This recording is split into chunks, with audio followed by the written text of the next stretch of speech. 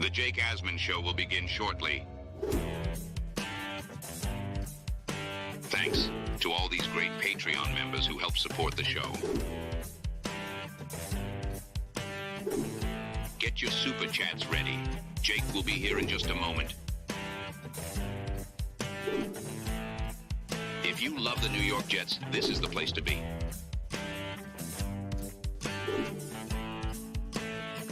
And now, the Jake Asman Show.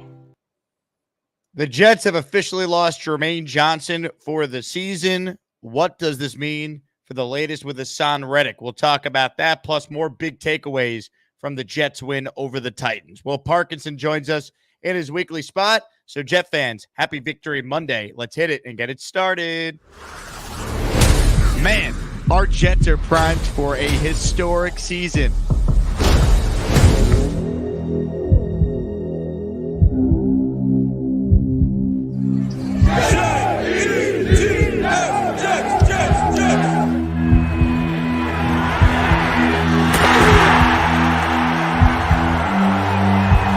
That wasn't a good win. That was a great win. We bleed Jet green each and every day. This is not the same old Jet. We have Aaron freaking Rodgers. We have Garrett Wilson. Let's go. We have Breece Hall. Please subscribe and hit the like button below. Super chat, baby. Cut the line. We have Sauce Gardner. We have Quinnen Williams. The Jet bandwagon is loaded. Now it's time to talk all things New York Jets. It's the Jake Asman Show. Here we go, Jet fans. Welcome in, everybody. Before we get started, reminder, if you haven't already, hit the subscribe button right now. We talk Jets each and every day, twice a day, 7 days a week, 365 days a year, post-game show after every game. And, of course, it is officially Patriots week. Stop by L5. Make sure you're there by 6:30 for the Jersey Burn. I'm hosting a tailgate at Lot 5, so come on out if you're going to the home opener on Thursday. And reminder, if you're watching this before 8 p.m. Eastern, every item in the merch store at jakeasman.com is currently 15% off when you use promo code JETSWIN at checkout. Joining us right now is someone who will join us every week at this time. He is the host of the Turn on the Jets podcast. We say good afternoon on Victory Monday to Will Parkinson. What's up, Will Pa? Victory Monday, baby. Let's roll. Let's go. Patriots on Thursday. I mean, it's all happening, Will. Yeah, Patriots week. Jets won a meaningful game. This is going to sound very hot take-ish, but like, what's the last meaningful game the Jets won? Denver 2022? Meaningful game the Jets won. Yeah. What's the last, in your opinion, like really, truly meant something? Not talking, I don't think anything last year was truly meaningful in the aspect of like, I don't know, the season was kind of obviously very much kind of flimsy or up in the air. I guess. I was thinking the Bears game with Mike White that got them to 7-4, right? They bench Zach. They go to Mike White. He looks great in that first game. Yeah. It's like that's 7-4, season's on. Okay, fair. That's probably the last one. This one was very much needed. It was gutsy. It was gritty. It was a game. I just don't think the Jets win in the last 15 years. I just don't. Like, I don't feel like they figure it out in that fashion. And the reason, by the way, I said the Broncos game, that at that point in the year, they were starting to roll a little bit. Breece Hall was healthy. AVT was healthy. Zach year 2, we didn't know Zach was truly the utter mitigated disaster, I guess, to the extent we did at that point. After they lost that, they won the Bills at home, and then it was kind of after that. So, yeah, yesterday was exciting, man, and I thought it was the Jet roller coaster being a Jets fan, right? Like we talked about it last week. Then they always make it difficult. They had to make you sweat a little bit, but I was truly impressed with the way they figured it out in the second half overall. I think is a good sign going forward. No doubt, and I certainly want to get into the game and some takeaways from what we saw, but we'll begin this show by confirming what is now out there.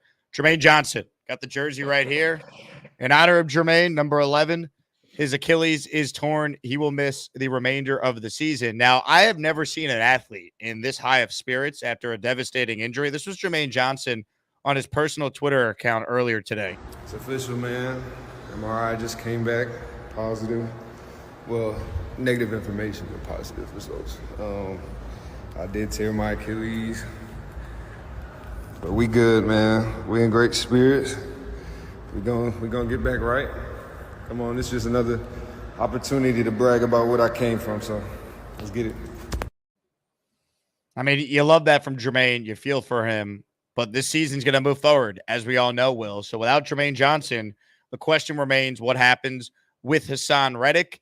Connor Hughes has a report out there that as of now, the Jets have shown no willingness to change their stance on Reddick not in the building. They won't negotiate a new deal. Reddick's camp still putting out there they won't show up without a new deal. So we start with Jermaine's injury and how it impacts Reddick. Your thoughts on where things stand right now? Yeah, I mean, they needed Haason Reddick before Jermaine got hurt. I think that's been pretty evident. I thought Will McDonald had a really nice day yesterday. No question about it. I thought Jermaine had played better yesterday than he did in San Francisco. But they have not had a lot of juice off the edge. And if you look at it now, going back to last year, this was what, best, if not one of the best defensive lines in the league. Their top 4 edge rushers last year, JFM, Jermaine, Bryce Huff, they're all gone. And, you know, they're not obviously here anymore. And I just, at some point, I get it, man, right? Like, you draw your line in the sand, and the Jets have been adamant about this, and that's all great. Like, I'm not, at the end of the day, the Jets are going to do what they're going to do, even if I don't necessarily agree. You're all in. You have Rodgers here. This is the perfect time to get a deal done. They've got Patriots in 3.5 days, and then they got a mini bye of 10 days. They get Denver at home. It's a great time to ramp them up. You know, I just, what are you doing? At some point, like, yeah, man, it sucks. Like, he's lost a ton of money. It's idiotic on his part. The Jets, you know, have held their ground, and he hasn't budged, and that's all, you know, they haven't given up. And yeah, man, we hung in there, but like, you're going to start Michael Clemens you're really going to start Michael Clemens the rest of the year, who's objectively the worst player on their defensive line. No question. Like, he's going to play legit 60 snaps a game.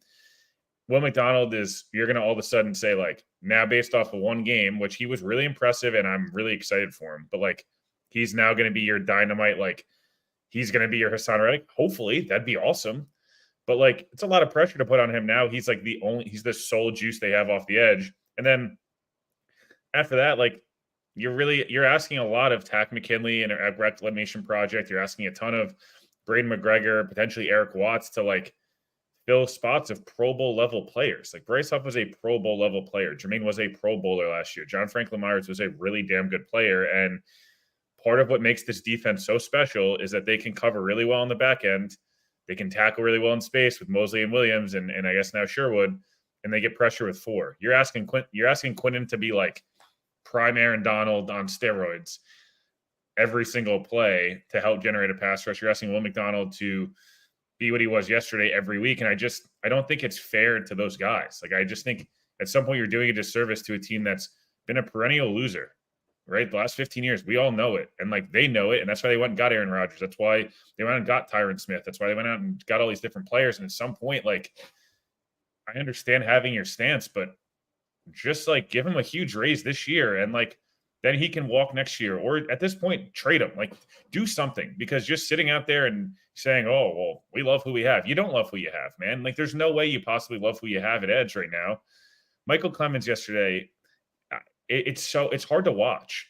Like, it truly is, and I just, Rodgers is going to get better. This offense is going to continue to improve, but they can't possibly think that replacing Jermaine Johnson, Bryce Huff, and JFM with Michael Clemens, Tack McKinley, and Braden McGregor is an efficient thing in a Super Bowl, 2-year window. Like, it's just not. Those guys are quality depth that should be learning behind, ready, win now players, and then they can possibly take over as time moves on and they make that jump. But like, man, I just think you're asking a hell of a lot of guys who are probably supposed to be part-time at best players, developmental players.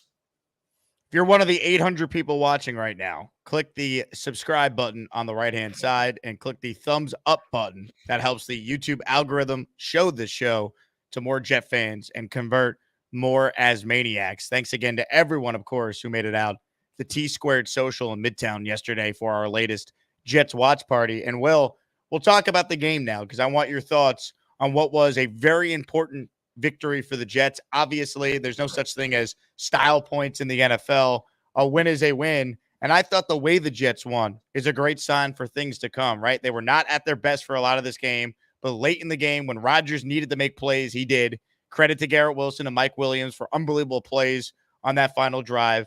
Credit to the defense. They bent but did not break at the end there, made the plays when they had to. That's what you want to see. And yeah, Tennessee's not a great football team, but it's early in the year.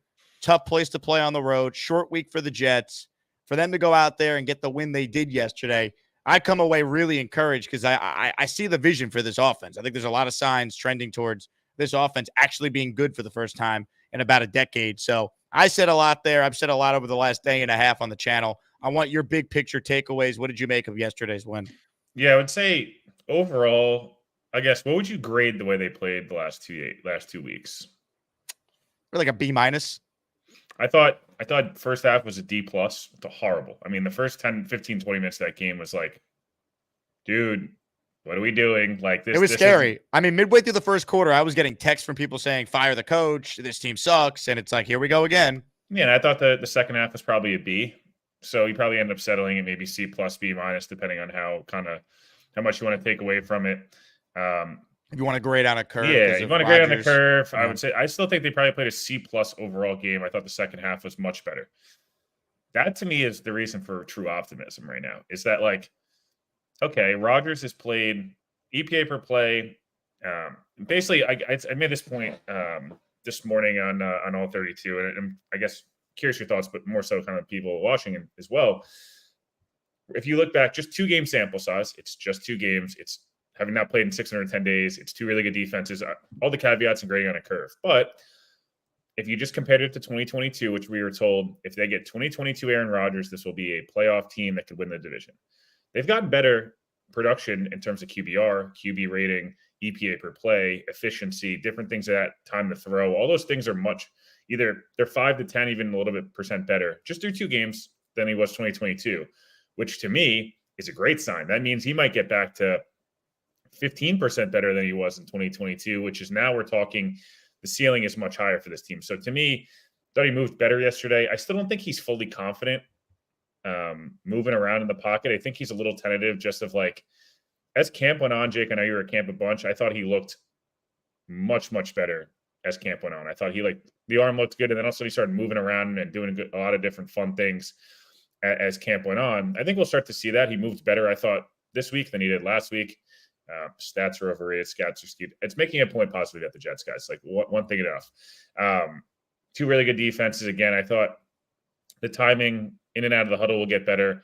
Still think like not playing football for a year and a half, 2 years, like it's a big deal, man. Like we look at Deshaun Watson, who's 25, no injuries, 26 years old. He's looked like crap for like 2 years. You know what I mean? This isn't like an easy thing to do. Like, so point being, I think Rodgers will continue to get better. The timing will get better. The chemistry will get better. Mike Williams getting healthier and healthier will be a huge addition. Mike Williams playing the role that Alan Lazard has had to play. Then that gets flipped. It'll be much more beneficial for the Jets. Getting the 2 running backs involved. Again, I think to me, I just leave that game going. The defense outside of the first 15 minutes started to play a heck of a lot better. You know, Chuck Clark, frankly, was responsible for whatever, 10 of the 17 points they gave up.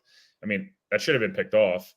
And the penalty he has at the end of the first half goes from the Jets probably not giving up 3 to the Jets kind of having to concede to give up 3 right away. So, I don't know. Offensive lines looked really good, kind of as advertised, and the run game will continue to get better. I'd like to see them pass to open up the run. I think that'll help benefit this offensive line. AVT looked much more like AVT. Joe Tittman played well, I thought. That's a really good front. Harold Landry's a damn good player. Jeffrey Simmons is an all-world level player. Tavondre Sweat was fantastic. So I don't know. I know there's reasons to be concerned, and I understand they weren't perfect yesterday. Like, no question about it. But you saw the stat. It's the first time the Jets have won on the road as a more than 3-point favorite in 15 years. Like, this is rare territory. It's their first win by more than 3 points on the road as favorites, I think, since 2012, or I think just in general since 2012 against Miami. So, listen, again, reasons to be concerned. Sure. The injuries on the defensive side of the ball seem to be this year, and the offensive side of the ball as of now has been kind of carrying them a little bit. But I don't know. They held the Titans to 17 points. They scored 20 plus. Breece Hall and Braylon Allen combined for 170 and 3 touchdowns. Garrett made some plays when he needed to. Mike Williams finally got involved. Rodgers threw another 2 touchdowns, didn't turn the football over. The Jets won on the road in a game they were supposed to win. Jake, again, when's the last time that happened? Even under Saleh, that's been one of his biggest critiques is the games you assume the Jets should be able to go in and maybe take. They just have not done it. And I don't know, man. Maybe I'm green glasses and maybe I'm biased and call me whatever you want. But to me, this was the ultimate trap game. We got New England and Denver back-to-back at home. We'll just go into Tennessee. And that's what they kind of looked like in the first half. And then it was like, no, we need to go and learn how to win. And they learned how to win yesterday. And winning by a touchdown on the road. Look at those other results, man. Ravens got beat by the crappy Raiders at home. The Chiefs had no business winning that game against the Bengals, who are not a good football team. Minnesota beat San Francisco comfortably at points, right? Like, New England should have beaten Seattle. Like, these are the NFL is weird right now. And again, at the end of the day, stack the wins. They got a conference win. They're 1-1. They're going home to 3 very winnable football games. 100%. I'm right there with you. And I don't think it's being, a homer or looking at it through green colored glasses. I mean, if you're a Jet fan, how many times have you watched this exact game yesterday, but the result is the Jets lose in painful fashion? And it's a game we say they should have won if they had. And typically that line after what I just said is better quarterback play. And the difference in this game was you had Aaron Rodgers. That was the biggest difference because Will Levis turned it over twice. Aaron Rodgers did it. And when he needed to make plays late with this game tied at 17-all with 8 minutes to go, he led you down the field in 7 plays, 74 yards, and you took the lead. And then the defense did what they needed to do to close it out. Like that to me is why I'm so encouraged, because this offense has looked pretty good at times without a whole lot of experience playing with one another. Mike Williams, we saw in his one target how critical he could be to this offense once they get him rolling. There's just so many things to be excited about. Braylon Allen and Breece being used on the field together in the pony package, leading to a touchdown. So Aaron's mind works. Obviously, his arm still is as good as any. You feel good that with more reps, he's only going to be better. And once again, Will, it goes back to this. Do you have a quarterback or do you not? The Jets have the quarterback, which gives you a chance in every game. Yeah, like they have a massive quarterback advantage the next 2 weeks specifically. Let's just work in a vacuum, one game at a time. Miami is now going to be without a quarterback for we'll see how long. New England does not have their quarterback until Drake May plays, and then he's a rookie. The Jets right now have the second best quarterback in the division. I would say I still think this defense is good. I know people are super down on it. I know they're injured. I think they gave up 17 points yesterday. And once again, the stat is now 82-10 when Rodgers plays for a team where the defense allows less than 20. Plus, they're going to get healthier. Again, the Reddick situation is huge. I'm not underplaying it. I think there's moves to be made if needed. But Sauce played his worst game of his career probably by far yesterday. Chuck Clark has not kind of gotten back to full Chuck Clark yet pre-injury. Again, the guy that we don't really talk about, missed an entire year last year. I thought Tony Adams looked much better than week 1. Michael Carter's a guy pushing through a lot of pain. He'll get healthier after this New England game. They've got, again, that 10-day period. They don't have to travel. They've traveled a heck of a lot. It's been a lot. It's a crazy schedule. I keep coming back to Sauce does not look uninterested. To me, they'll get DJ Reed back. Brandon Echols, they have good depth there. They have good depth at linebacker. We saw Sherwood can fill in a pinch. Quincy Williams started to play a lot more like Quincy Williams. CJ Mosley should get healthier post-Patriots game. Will McDonald growing in confidence. This defense has shown the first couple games of the year, they usually take a little bit of time to get rolling, and then they kind of start to get hot. These are not great matchups for them in terms of a scheme-wise. It's not an excuse. It's just a reality. Then they start to play these teams that want to throw the ball, the Bills of the world, the Rams, Miami, different teams. At the end of the day, that's where the Jets have done their best work, Houston, et cetera. This defense is not all of a sudden terrible. I don't think they're going to be a top 5 unit this year, probably more of in that 8, 9, 10 range. That's okay. The special teams is still elite. And honestly, they need to get better at returning, but kicking wise, they've been elite. They've made some plays on special teams. Shout out to Herb Charles. Who transparently, I was really hard on this summer. I didn't think he had a good summer, and I just didn't really understand the ultimate hype, but he had a really great game yesterday, and credit to him. And then offensively, the Jets are top 10 in EPA per play for 2 weeks. playing at San Francisco, at Tennessee. With Rodgers not having played in 2 years, Mike Williams, 60% of Mike Williams, AVT, Morgan Moses off-season ending injuries, Tyron Smith coming over here and having never played with any of these guys. You want a great stat, Will? The yeah. Jets offensive line through the first 2 games is number 2 in the NFL in pass protection. And listen, the run blocking will get better. Has Breece Hall looked 100% Breece yet? Not so much. I think he's kind of taken a little while to get kind of going. But guess what? They have Braylon Allen to kind of spare Breece Hall when he's not fully ready. I don't think they've gotten the tight ends involved, especially Conklin, to the way I'd like to see. Malachi Corley's got 1 target through 2 games, and that's to be expected. Again, there's reasons to be concerned here for sure, right? Like, do you trust Hackett fully? Obviously not. I think he's the pass, run, pass, or the run is frustrating. I think, again, passing to open up the run, using some more play action, trying to get Rodgers moving a little bit more as he feels more comfortable. That'll come. The defense will get better. And again, like, there's a really legitimate chance, and I don't think it's green goggles. I don't think it's being overly positive, that they are 4-1 playing the 4-1 or 5-0 Buffalo Bills for first place and would have a game up in the division. They would at that point be 3-0 in the conference. Like, there's a lot to be happy about, because this Jets just do not win these games. They never win these games where it's because they have Aaron Rodgers. Like, he changes everything. It's literally because of one Rodgers. player.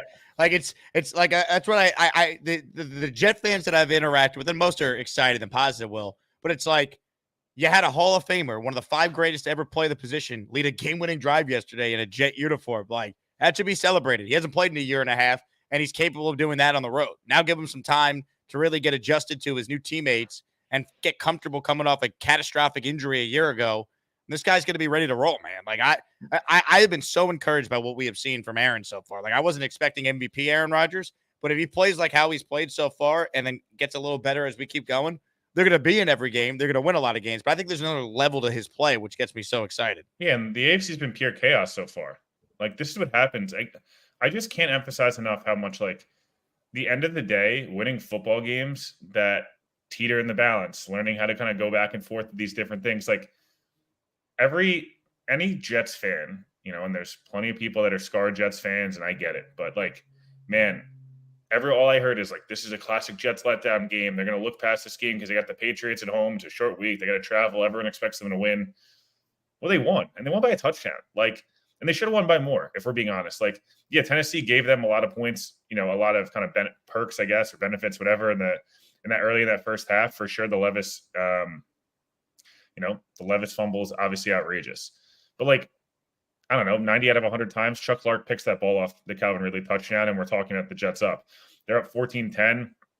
Kind of shockingly, they don't go in and score there. I think later in the year, they go in and score those. And they're up, 21-10. The game's kind of out of reach and over. Sauce might have gotten away with a hold, later in that last drive. But, like, Will McDonald got clotheslined like 800 times, and they didn't call a single thing. So, I don't know, man. I leave that game feeling like most of the stuff, yes, edge rusher is 100% a concern. And again, I think the staff has to prove it to you week after week to tell you that they've improved, right? But, like, Rodgers is going to get at least 10% better, I would say. I think that's a low floor, but I think that's probably really realistic. Breece has got at least 15, 20% better than him. Garrett Wilson's going to get more and more targets. This offense should get at least 10 to 20% better. And they're right now a top 10 offense in the league. And again, it's skewed. It's whatever you want to call it. But 2 weeks, they scored 3 touchdowns each week. They're putting up points. The defense snaps back from giving up 30 or whatever, but they give up 32 or 32 to now they give up 17. What do they give up this week? They're going to give up this week against New England 14, 16. I said it was going to be 27-16 Jets. So to me, kind of went the way we thought. The Jets, you knew it was either they were going to win or lose that game, but, like, it was going to be a classic Jets.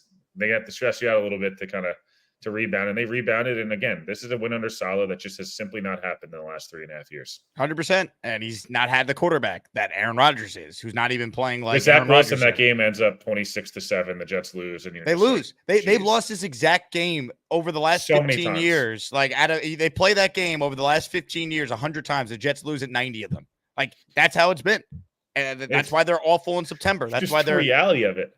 Like, what game comes to mind, Jake? And this is such a stupid example, but I remember obviously that Jets team in 2019 was not very good, right? We obviously revisionist history. They end up winning at the end of the year, but like I'll never forget they go Miami and Cincinnati back to back. They were both I think defeated or whatever it was, and it was like, oh, see, here we go, and it was like couldn't figure it out.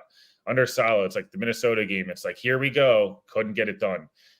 The New England game couldn't get it done. I just feel like to me. And I'm not trying to give Salah more credit than he deserves. Like there's some serious question marks there, and they've got to start to win games for people to buy into them 1,000%. But man, like I don't know, I just think a lot of these mistakes are easily cleaned up. Like Lazard should have caught that ball that on the 3rd and 2. I mean, look, was Rodgers a perfect throw? Maybe I exaggerated a little bit on Twitter looking back, but like it should have been a perfect throw. Lazard's slow and stopped running, and then just like didn't lay out for it. That was annoying. Or like.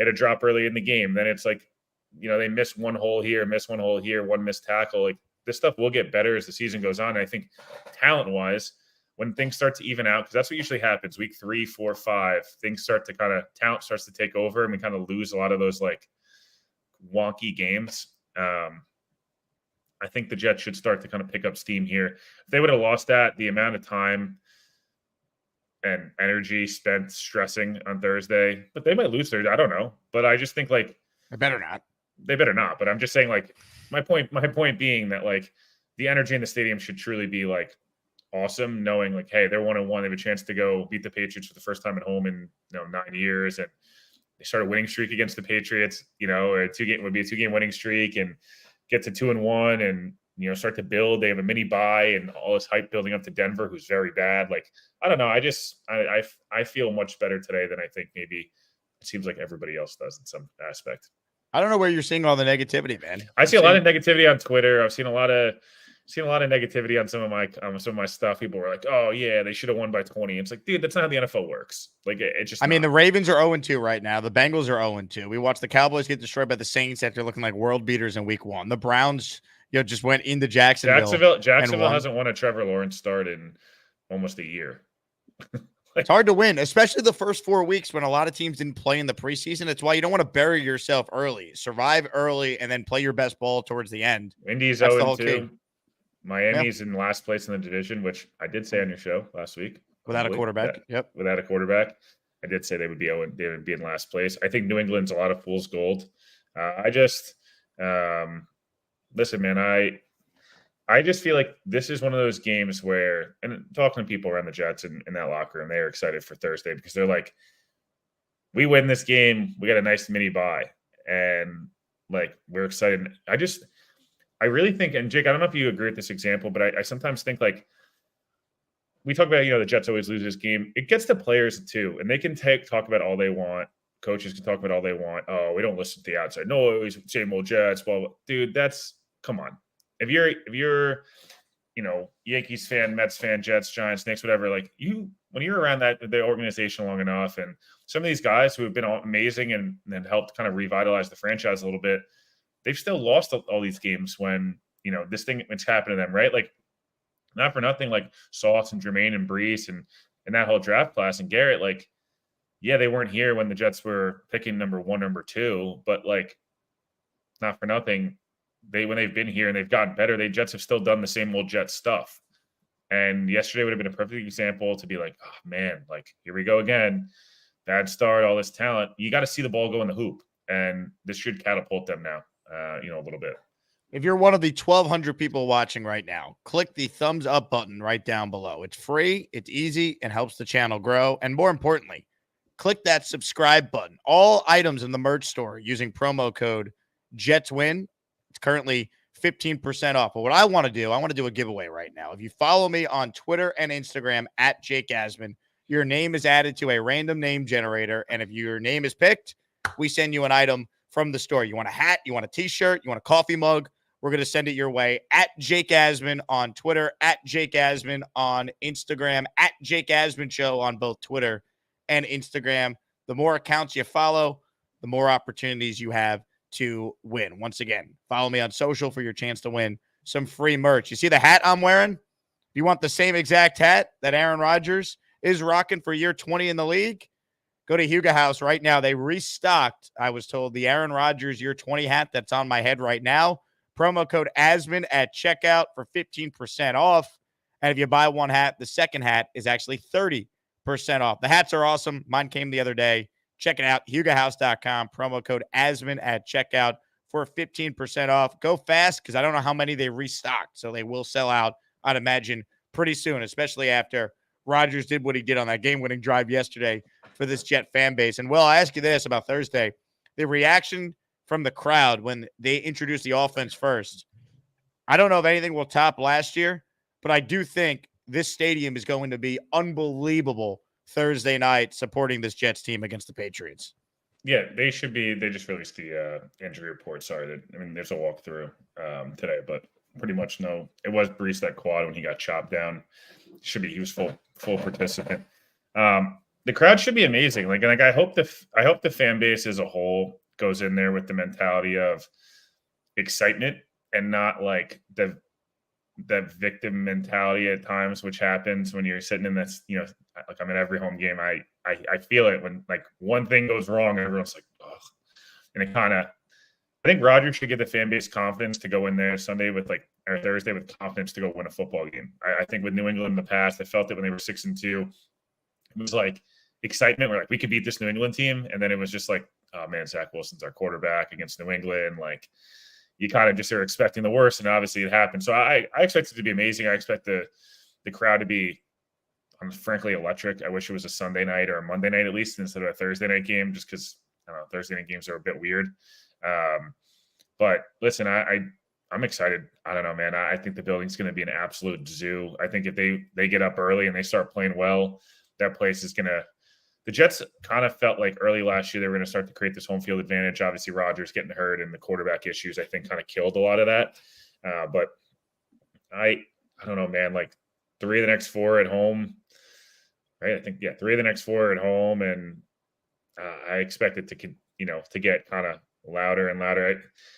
Without being extremely inappropriate here, it feels like the Jets fans have kind of had to have blue balls for like 24 months to watch their team at home. Like. Last year they got with Aaron Rodgers at quarterback. With Aaron Rodgers, yeah. And then it's like they didn't really get to have it. And then it was like now it's like another 12 months waiting, and you're like, dude, I just want to watch Aaron Rodgers in person at MetLife, and we're gonna get a chance to see it. So I think it's gonna be quite a scene, especially if they start playing well early on Thursday night. When Rodgers is introduced, I think this is gonna be you. This is gonna be me. This is gonna be all the Asmanians. I'm gonna lose my gosh darn bananas. All right, the bananas are going to be lost. All right, gosh darn, it's all happening. Yeah, it's Boyd Green will be making sweet passionate love. After this game, hopefully. Jeffrey makes a great point. It's not actually blue balls; it's green balls in our case. Oh, yeah, I'm not going to say. What a show! If you're going to the home opener but you don't have tickets yet, SeatGeek has jumped on board this week.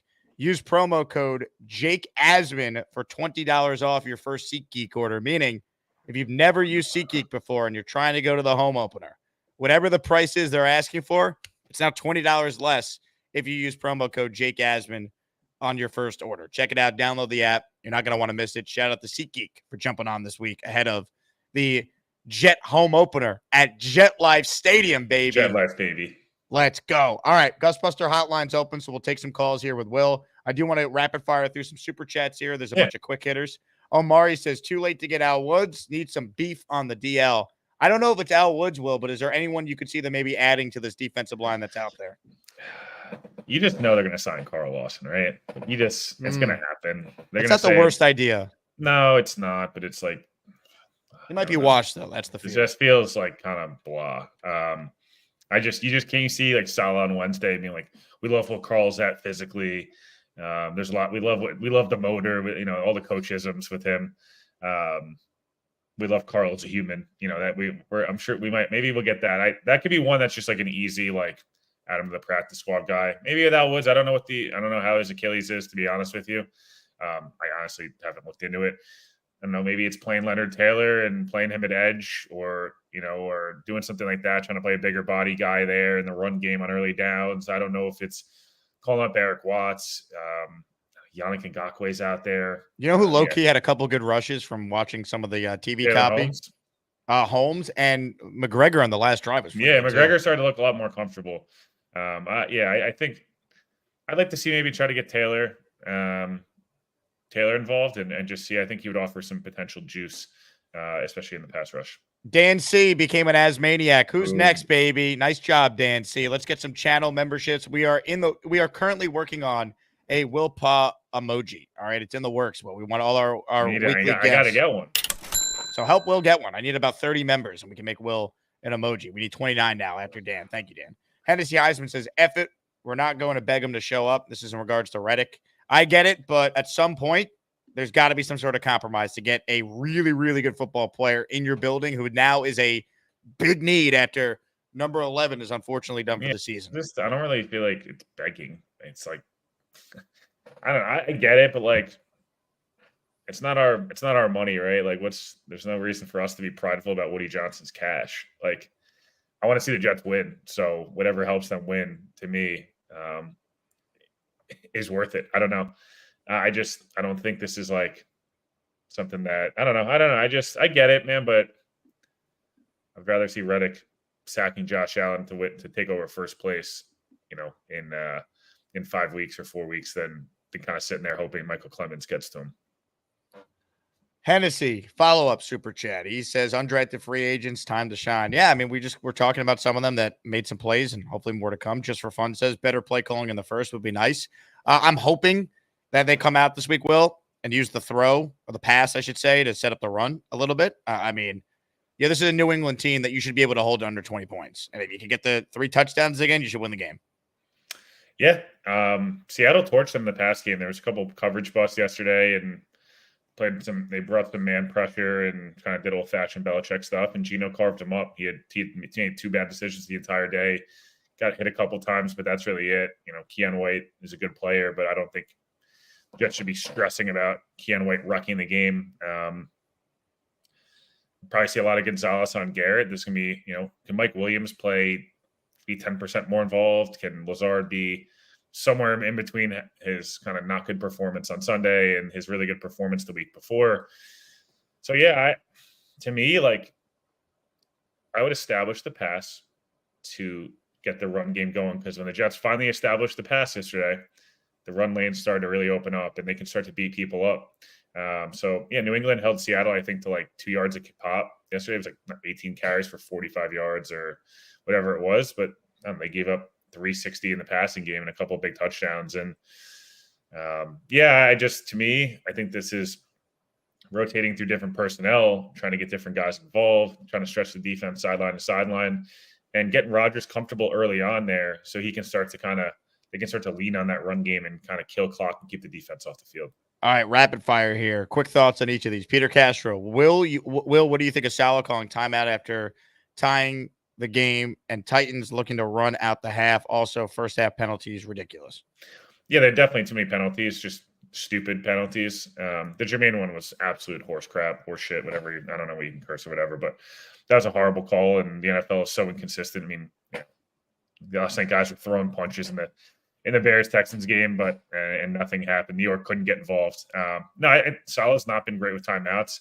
I also think that Rodgers and Hackett combined in the offense have got to do a much better job of getting in and out of the huddle, because burning 2 timeouts in the second half on almost delay game penalties is unacceptable. NC writes in, this team needs to beat Buffalo, and we need a pass rush to do that, Reddick. Yeah, I mean, look, you want to beat some of the best teams in the AFC. Texans are 2-0. Bills are still the Bills. You're going to need Haason Reddick. I've said this all along. And now not having Jermaine only heightens what I've been saying for months, that for this team to get to where I think they need to go, they need a player like Reddick on its defense. Oh, 1,000%. They got to figure it out. Like, it's quite simple. Like, they got to generate pass rush. And I'd rather not see the Jets have to start, overly blitzing and doing different things, because as much as that works at times, you get gashed and you leave yourself exposed in the back end. So, yeah, they got to figure it out, whether it's Reddick and Lawson, or Reddick and Ngakoue, or Reddick in a trade, whatever it is. They got to get it fixed, and they got 7 weeks to do it right before the end of the trade deadline. So if I were them, I don't know. Yeah, I see trade for Clowney. I don't know.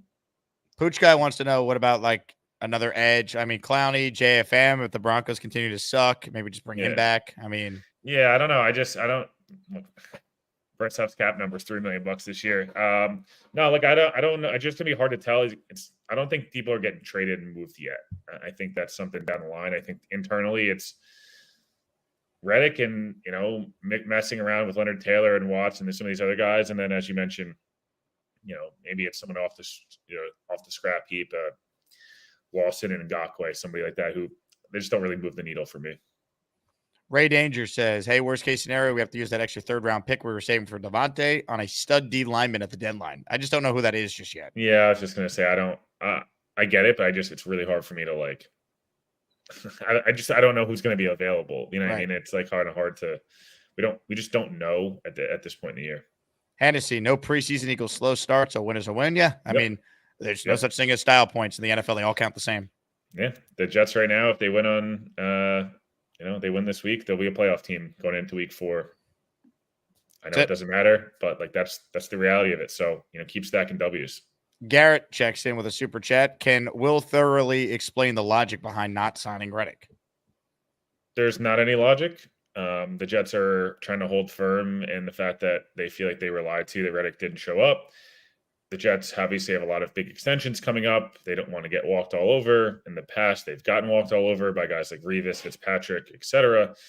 They are trying to establish a negotiating policy that to me is crazy, but is the way they are going about it. It's the best way I could kind of describe it. And Haason Reddick has no interest in negotiating with the Jets and showing up until they negotiate. And the Jets won't negotiate until he shows up. It's blank or get off the pot for both of them at this point. He's lost, I guess, almost $8 million over the last 6 months. Like, I don't even know how much of raise is going to really recoup some of that money at this point. Riggs with a super chat. He cuts the line. Our run D was pretty good without Woods last year. Bum Achilles or not, they should bring him back and get pressure off of Quinnen. Here's the thing with Al Woods. He's 36, coming off this major injury. Achilles. I don't know if he wants to still play football. I mean, no one has signed him. Like, other teams saw Al Woods play well last year too before the injury, and he wasn't signed. Yeah, I just don't know. Like, I didn't personally feel like the run game was as big of an issue yesterday. I felt like in the beginning of the year and beginning of the game, but like, I don't know, they give up 130 yards in the ground. Obviously not ideal, but like, Levis had 38 of those on those crazy scrambles. Other than that, they would have held them under 100 yards with a really good scheme and a really good, play caller and stuff. So I think it'll get better and better as time goes on. And again, like, I understand the Al Woods thing. I just don't know if he's healthy. And like, he tear the Achilles in week 6 or 7 last year. Like, for a guy who's 350 pounds, like, it's just going to take longer to get back. Craig checks in. Will, see you at Jet Life. Hell yeah, brother. Come say what's up. I'll be seeing Craig tonight for dinner, Will. What are your thoughts on that? Get Jake an old fashioned, Craig. If you know what if you're good about it, you'll get Jake a nice old fashioned for that expensive bottle. Craig is a tremendous human, all the way here from Australia. Beast. Gave me the boomerang last time, and I carry it everywhere with me. Beast. Absolute beast. Ladies and gentlemen, comments, questions, super chats. We'll continue to cut the line. We'll mix into some calls here with Will before we say goodbye to him. But Will, before we do any of that, all right, I want you to break down what we're now calling as the Neil Shuffle from yesterday's watch party.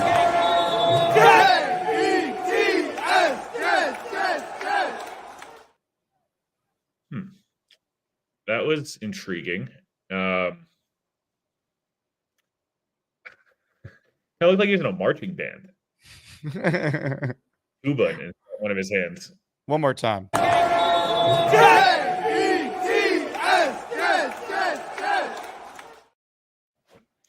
Yeah, there's been some interesting Jets chants, ways of doing the Jets chant I saw this weekend. I'll just leave it at that. There was a lot of there was some getting really low and doing it. Some people were just throwing punches and doing stuff. Neil was given one of these. So, it's pretty funny, not going to lie. That was a good one.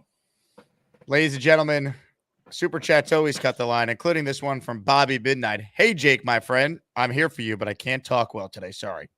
Well, don't worry, Bobby. We appreciate your support as always. Bobby was a little under the weather this morning, so we couldn't call in. But don't worry, Bobby. You're here in spirit. More of your calls right now, or let's, I guess, start your calls. Ladies and gentlemen, first up is Revenge Tour on the line. Hello, Revenge Tour.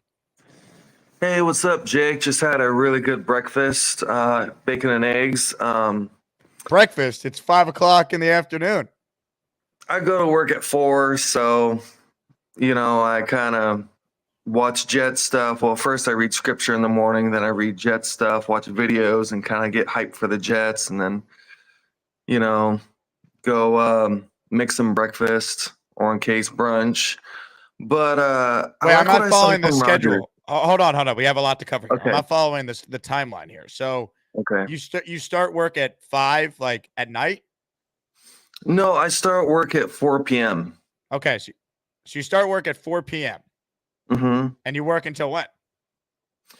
I work 5 hours today. So And until then 9 p.m. yeah. So you're on the clock right now. No, I'm not on the clock. I get on. So I live in Oregon. So right now it's 2:00. So Oh, I go that's to what work we in didn't 2 understand. hours. Okay. Um, Now it makes sense. But I work with people with disabilities. So clients have different schedules. But usually I get like 46, sometimes like 50, 60, 65 hours a week. It just depends on the week. So Saturdays I usually work. Sometimes I work 17 hours. Sunday about 7, 8 hours. So it just depends. But I got some two really good things happen yesterday. The Jets won, and my puppy was born. My puppy was born yesterday, which is September 15th, and the Jets won. So he's officially a Jets fan. I like it. What's your puppy's name? Oziel, which means God is my strength in Hebrew. I love it. All right. Now, Yeah. let me ask you this, Revenge Tour. Yesterday, I don't know Yeah. if you caught the post-game show, but your cousin Lane had a great call. And what did you think of the fact that we now have a Lane Train coffee mug available in the Jake Asman merch store? That's pretty cool, but he's not my cousin. I'm completely different. God gave me You the voice sure? I have. I can't change that. But your take on me being Lane cousin or son, like Lane is as old as Gary's take with pasta and chicken. So you got to get rid of it. Come with something new because it's really old. I don't know if I can, Revenge Tour. I thank you for the call. I don't know if I can help myself. You sound too much like Lane to me. It's wild. But I appreciate the call as always. That was an interesting call. Yeah, I was going to handle that one. Yeah, I stayed out of that one. All right, more of your calls right now. Let's bring on someone that will get us back on track. He mentioned him by name. We say hello to Gary. Hello, Gary. What's up, guys? And you can man? change your voice. What's up? Well, voices aren't genetic, right? Like that's why people have accents. My dad sounds like Joe Pesci. My mom sounds like Chef Spaghetti. My daughter says from Curious George, and I sound like this. It's not genetic. You can change your voice, right? And also, vengeance is the Lord's. Revenge, Lord. Romans 12:19. Vengeance is the Lord's. So you don't need to take revenge. Can we get to my football point though? Please. I got a question. Who do you think is more important for winning this season? For the rest of this season, like from now to the Super Bowl, Reddick or Joe Douglas? Wait, sorry, repeat that. Who's more important to this team, the Jets winning, for just the rest of this season? Joe Douglas or Haason Reddick? I would assume Douglas because theoretically he has to make more than just the Reddick move. But like part of Joe Douglas's importance is getting Reddick done. You know what I mean? Well, that's what I'm saying. It's not going to get done. So one of them has to go. You either have to trade Reddick or Joe Douglas has got to go because this ain't going to work at this point. Like, how do you know that? So if Joe Douglas left, you think the assistant GM that would replace him would then be able to get Reddick signed? They don't even have an assistant GM because right. I was going to ask that, like, who would be second in charge, and that would have to be part of his contract to upgrade that you get the Reddick deal done because there's 52 guys in the locker room who want to win a Super Bowl, and Joe Douglas is preventing that or doing his best job to prevent that right now. And it's like, okay, you got to decide which guys here is more important, which guy helps us win more. And if it's Joe Douglas, then Reddick's got to go. I don't know if that's possible. If it's Reddick, then Joe Douglas has to go. But like this pissing contest has gone on long enough. Like I don't know why it's a good idea. Oh, well, that I agree with. I don't think either of those. Like Yeah, I don't know. They're probably either gonna have to trade Reddick or figure something out. But like, it's one of those two. Douglas isn't going anywhere until the offseason if they don't make the playoffs, in my opinion, at least. So then, like, I mean, in your expert opinion, and Jake, you could weigh in too. What does Reddick sign? Does he play, or does he get traded, or does he just do nothing? I mean, there's Well, he's gonna have to report. They basically have 8 weeks here to 9 weeks or 7 weeks to figure it out. He has to report by week 10 and play. He has to be on the roster for 6 games, or else he doesn't accrue a season. And like then he would just be stuck in the same situation next year. So I would assume it gets the next couple weeks I would assume in the next, I guess, 14 days here between now and the end of the Denver game, something either has to get situated where he's reporting, or the Jets are probably at that point saying like we're going to actually trade him. At the end of the day, like what's occurring right now is frankly not sustainable from a financial perspective for Reddick, and for the Jets' perspective, it's just becoming it's a distraction, and they need Haason Reddick, and if they don't think they need Haason Reddick, then move on. Like one of the two. At the end of the day, like either pay him or don't. I would pay him for the rest of the year because the Jets need him. But at this point, like just like accruing $800,000 fines, and the Jets being like, well, we're good. Michael Clemens is our starter, like isn't going to cut it on either front. So either upgrade the position some other way, or get Reddick in the building, or move on, or do something. But the stalemate's it's tiring at this point. Which is amazing because like it can't even be about money anymore for Reddick because he's losing money. I mean, he's not going to make this money back, and he's 30, so it's not like he's getting younger. It's not like he's 22 and he's got 10 years left to earn. I no, trust me, I get it. It's annoying, man. It's Is this your burner account, Gary? Mr. Reality with a super chat who helps us more this year, Olu or Bowers? It's not my burner account, but it could be. Like I would see why you would think that. Bowers is cooking though. I knew that was going to happen. I'm not saying Olu's a bad pick and he won't work out. I'm just saying for this year, it would be nice to have Brock Bowers. I just think it was like the most Jets move of all time if they would have taken Bowers, and then like Tyron Smith gets hurt. Tyron Smith would have immediately gotten hurt. I'd rather be safer at offensive line and need to like scheme open stuff than not safe at O-line and just have like long term. I feel like even if you ask the Raiders and True CM, they'd rather have the best pass protector in the draft than a pass catcher. It's just it's harder to find tackles to me than find pass catchers right now in the NFL. You could be right, and long term, it could be the right move. But I'm looking at this year as well, I'm 41 years old. I'm a Jets fan, a Mets fan, and Nets fan. I've been watching sports since I'm 5 years old. Never seen a championship.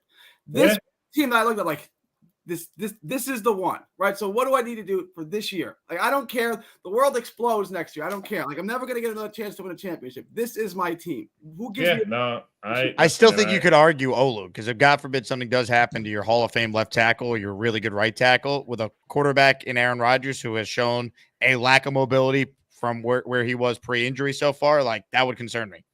If you think Olu again. I haven't seen Olu play. I saw him play a little bit in college. I wasn't really watching him, right? If you think he's that good where he can go in, in a pinch and play at a really high level or just an above average NFL level, then I have no problem with it, right? If you think he's that good already, then we're good. Yeah. I just know what I have in Bowers. Good call, actually. It wasn't bad. Thank you, Jake. Did somebody say Brock Bowers? Like,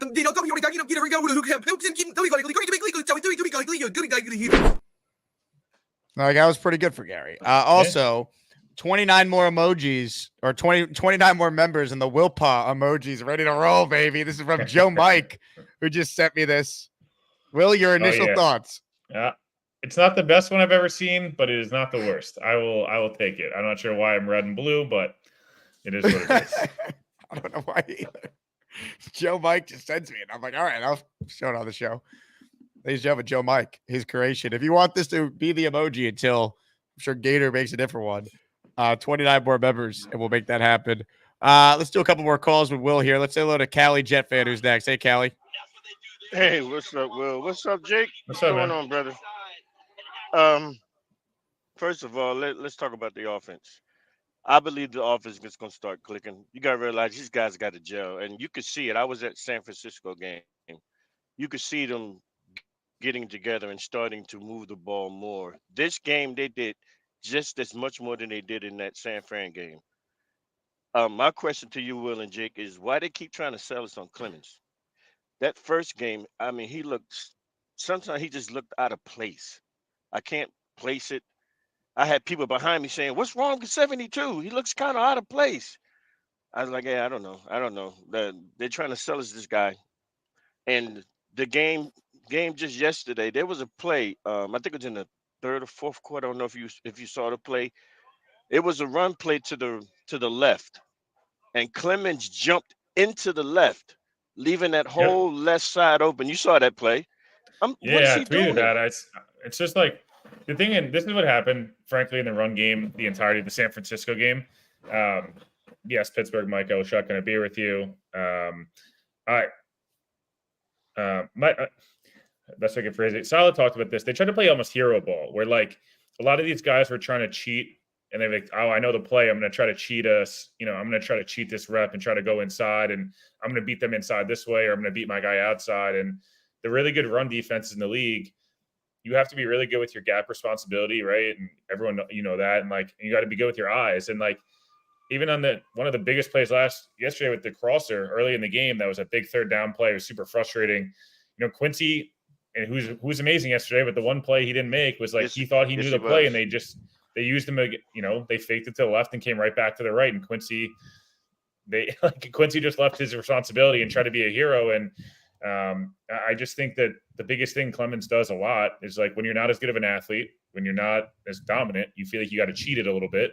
And he got burned, and he left his gap wide open. The Titans cut it right back into his hole. And I just think that's something that they've not done a great job of defensively for 4 full quarters yet this year. Of no one's asking you to be a hero. Like the Jets defense is more than talented enough. Just do your goddamn job, and you'll be okay.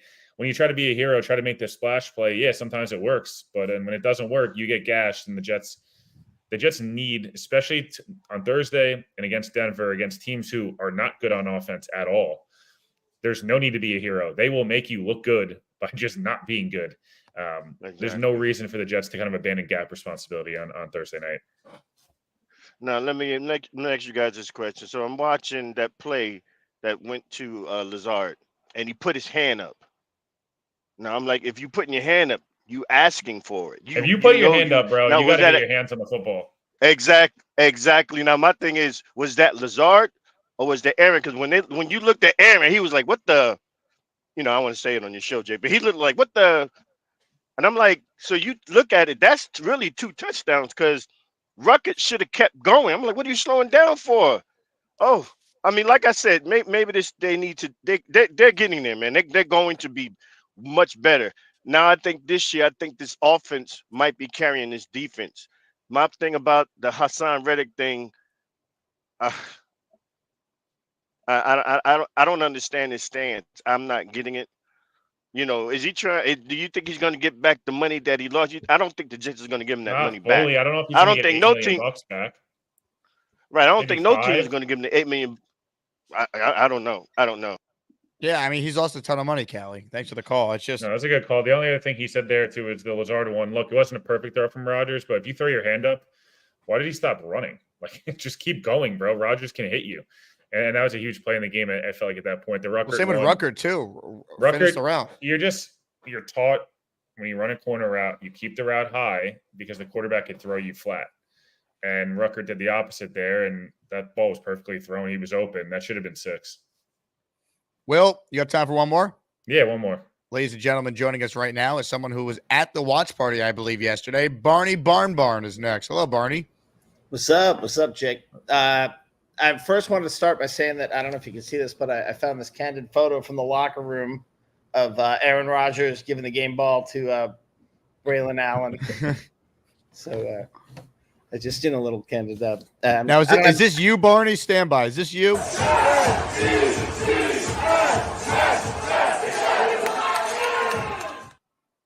Yeah, I was trying to do the Jet chant and film it, and I learned that's not how it works. Is you can't do the Fireman Ed thing.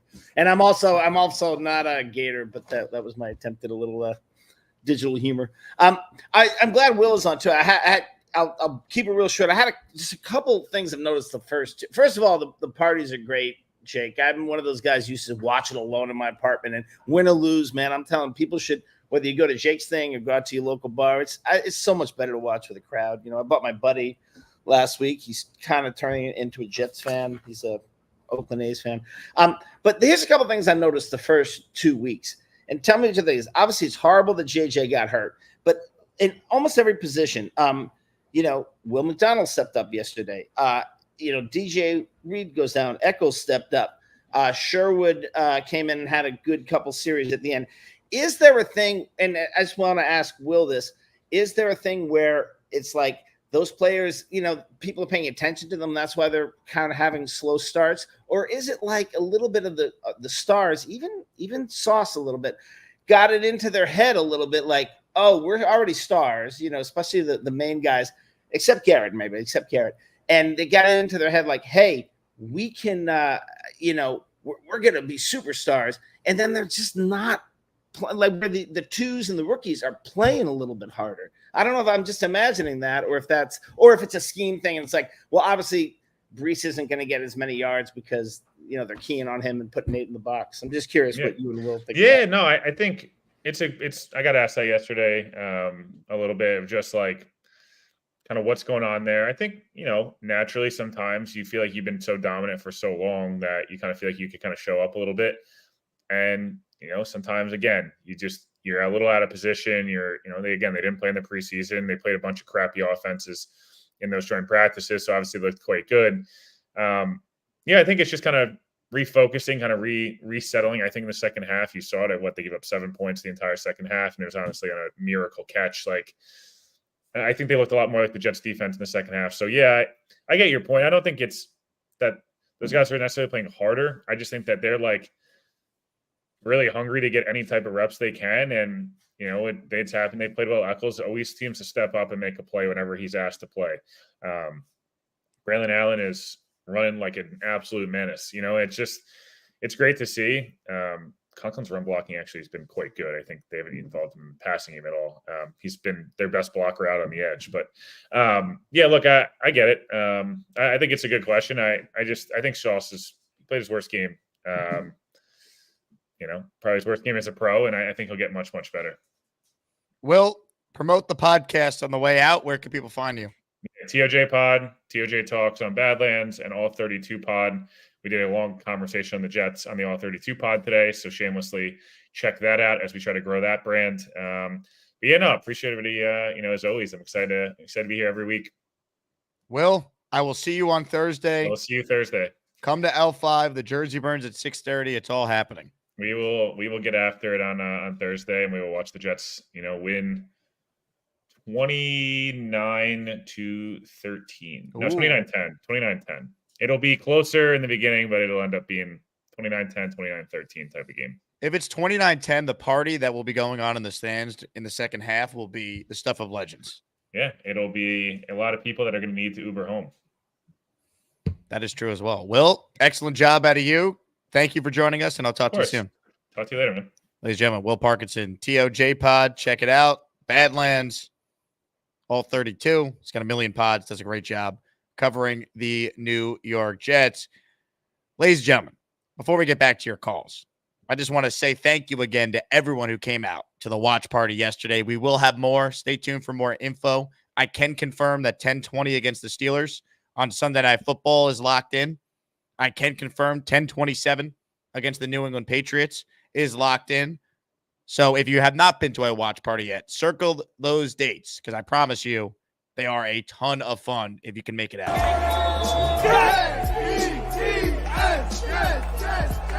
And normally Rodgers in complete command in those situations. Rodgers looking, end zone, touchdown, Brees Hall.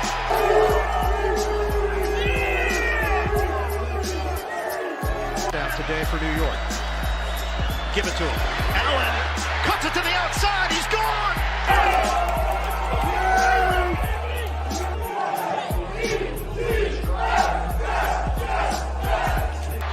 Jets trying to hold on.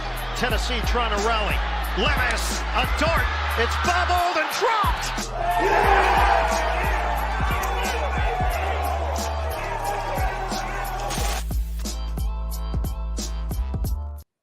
Yeah, buddy. Shout out to Tyler Delp for the video edit there. And thank you to everyone who filmed some stuff from the watch party yesterday that we could use in that little recap video there. So thank you to all the Asmaniacs again who came out. Let's get to more of your calls now. Gustbuster Umbrella Hotline is open. Indy Jets is next up. Hey, Indy, thanks for calling in.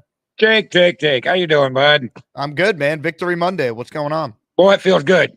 On this Reddick deal, what number? I keep hearing everybody say we need to sign him, but nobody throws out a number. So you throw out a number to me, and I'll tell you why it doesn't make sense for Haason or for Joe Douglas, because it doesn't matter at this point what number you throw. 20 million. I'll go to 25 million for 1 year. Okay, so here's why it doesn't make sense to Reddick. Because he's $5.5 million in the hole right now. So now he's got a $20 million contract, and he's not going to play for that. He knows this. It makes no sense. At some point, he needs to play to get money. Otherwise, his contract tolls. So he's already made a mistake. He's already mishandled this. I agree, but it's better to get something than nothing at this point. Yeah, and I'm beginning to think you may not ever see him play an NFL down again, because whether it's for the Jets or whether it's for any other team. Because he's dug himself so much of a hole that now for him to even come close to any kind of recuperation, the team is going to have to severely overpay. Now he's 3 games. We assume he's not going to play Thursday. I mean, no matter what. So now he's 3 games out. So are you going to pay him $25 million for 14 games, which comes out to about $29 million on an average, contract? Well, he's not worth that. Joe Douglas isn't going to do that either. Well, you're desperate though. So how desperate are the Jets? You now need him more. Yeah, exactly. So I mean, there's, you're not going to pay him $30 million for 14 games, and I don't think he'll play for $25 million. And he's made such a mess of this being, and he's getting fined, $150,000 to $250,000 a week for missing practice. Right. I mean, he's handled this poorly, Indy. There's no other way around it. But the Jets still need him, so if there's a way to get a deal done, they got to figure it out. Yeah, and I don't know. I don't think I don't think he would accept a $25 million contract now that reality starts to hit his head. That hey, I'm $5 million in the hole for $25 million. Isn't going to do it now, and that's why he still isn't showing up. And so then, okay, Joe Douglas says, "Well, I'm not going to pay you $30 million," and now they're just at a stalemate and just says, okay, we want you, but we're not going to overpay you. There's no dollar amount that makes sense anymore at this point for anybody. He's never making back the money that he fully lost, but at some point he's better off showing up because he realizes, 1, he has to, otherwise his contract tolls, and 2, the best thing for him to get more money from someone in the offseason is to play well with the Jets, so then someone pays him. Yeah, and that's all common sense that we talked about, 4 or 5 weeks ago, and obviously that has not sunk into him yet. So I don't know if he'll ever play an NFL snap again. He may just be done. He's done with he's done with the NFL. He has no business, no desire to be on a team. He has a chance to make 14.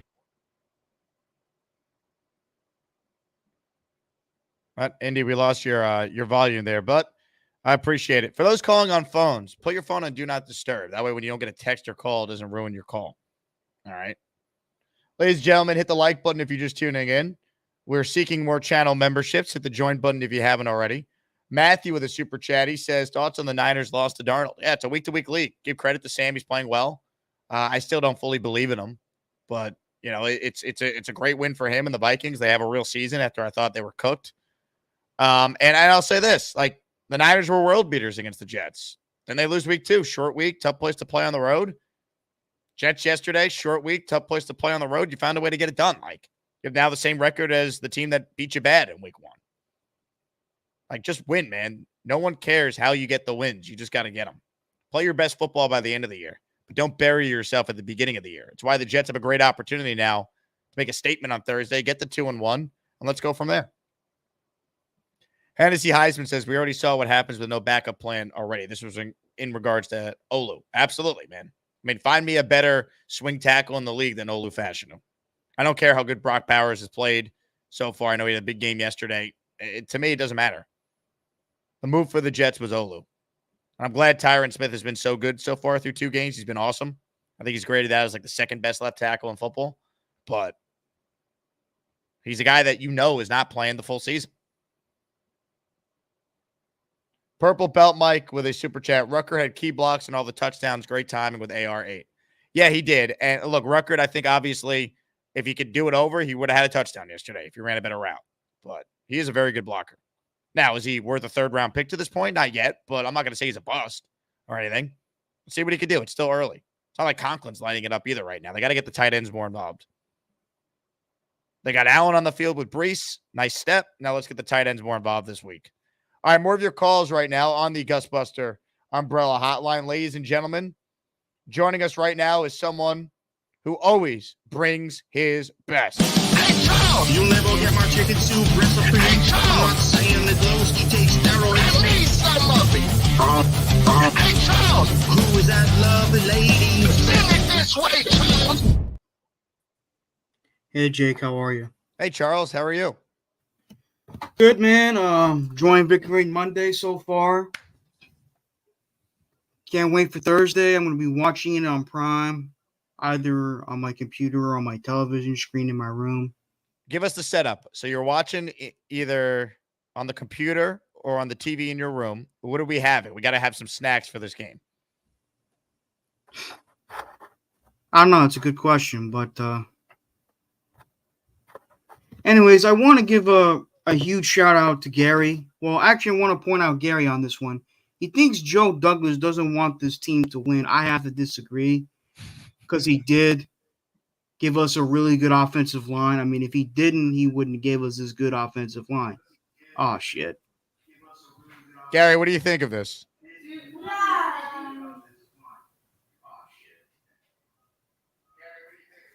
Gary?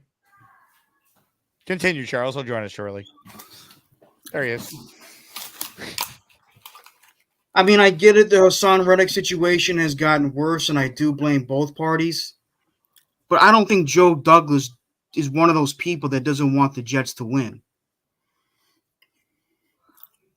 It's not that I think Joe Douglas wants the team not to win. What's clearly more important than winning to Joe Douglas is winning the pissing contest, right? Like he'd rather win this pissing contest than win the Super Bowl. And that's obvious. You can't even debate that, Charles. If I was wrong, Haason Reddick would be playing DM right now. You mean a defensive end or outside? Haason Reddick. You're your edge rusher right now. That's what I'm going to say. But I can't put all the blame on Joe Douglas. Some of the blame has to be on Haason Reddick. How? He wants to be paid. His only option is to hold out. I think what he's doing is crazy? He's allowed to be crazy. Yeah, I think it's insane what he's doing at this point. That's his only option, though, if he thinks he's underpaid. He's got no other alternative, Charles. This is it. Gary, we'll check back in with you. Thanks for the time. Now, let me ask you this, Charles. Yesterday, you talked about how you were going to shave, but many people said the beard looks good on you. Are you going to roll with the beard, though? No. Sorry, Carly. I'm not going to. I forgot to shave this morning. My apologies. Anyways, I understand what Gary is coming from. Haason wants to be paid, but the thing is, look what Debo did. Look what Brandon Ayuk did. They showed up to practice. Right. That's the bottom line. And I do have to agree with Nate, who in the private chat said has always stuck to his price. And that is very true. But I do think both of them are at fault. Not just Joe Douglas, not just Haason Reddick. I think they're both at fault at this point. I think Haason Reddick should be paid. Absolutely. Obviously, I think. You're welcome, Nate. Anyway, keep the beard. I think that is the consensus from the chat. I'll keep that in mind. All right, so let's get back to the main topic that you called in about. What snacks are you eating on Thursday during the game? Well, I may have dinner before the game, so that's new. And no, it's not going to be chicken soup. Why do y'all think it's going to be chicken soup? I don't know. Understand that. I don't think anyone said anything about chicken soup. Well, just want to make it a point. Anyway, I don't know what I'm going to have for dinner on Thursday. All I know is that Wednesday I'll be going on a cornucopia cruise. I'll have a good time there.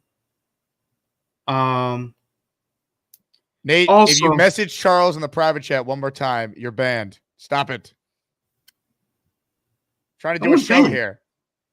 I'm going to ban Nate. I need you locked in. I can't have you distracted. Fine. Can you explain what a cornucopia cruise is? I have never heard of such a thing. Let me look it up myself. One of my favorite things, Charles, is when you type on the show. Cornucopia is a There we go. Here we go. A cornucopia cruise is basically involving the Raritan River. It's a scenic tour of the Raritan River.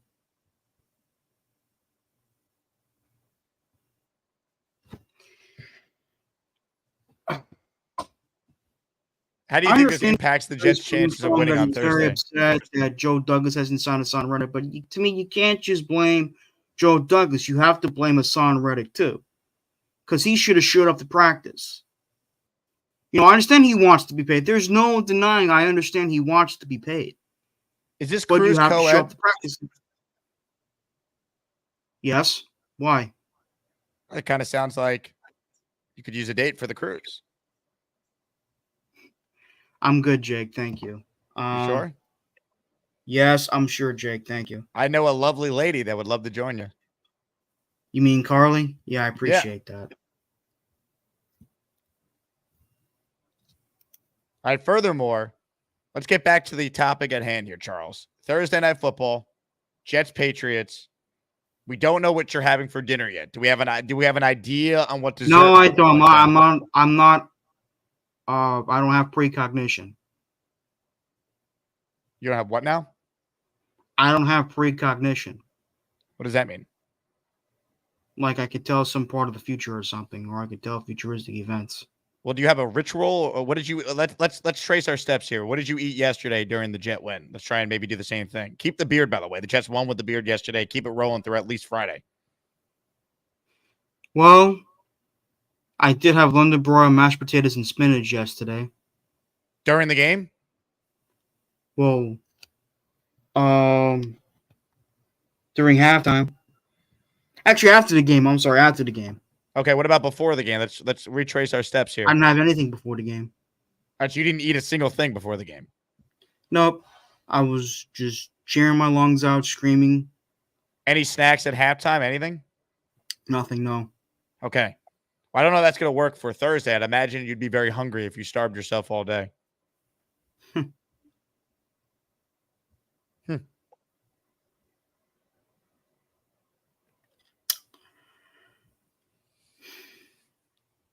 Can we at least keep the beard, though? That might work. Gary just said snacking is for infants and breakfast is a terrible idea. What? We bring Gary back on the show right now. Gary, what do you mean snacking is for infants and breakfast is a terrible idea? You're a grown man and you can't go a couple of hours. We got to start crying. You need a bottle. You have to have a little snack. Come on, you're a grown man. Like, I eat once a day.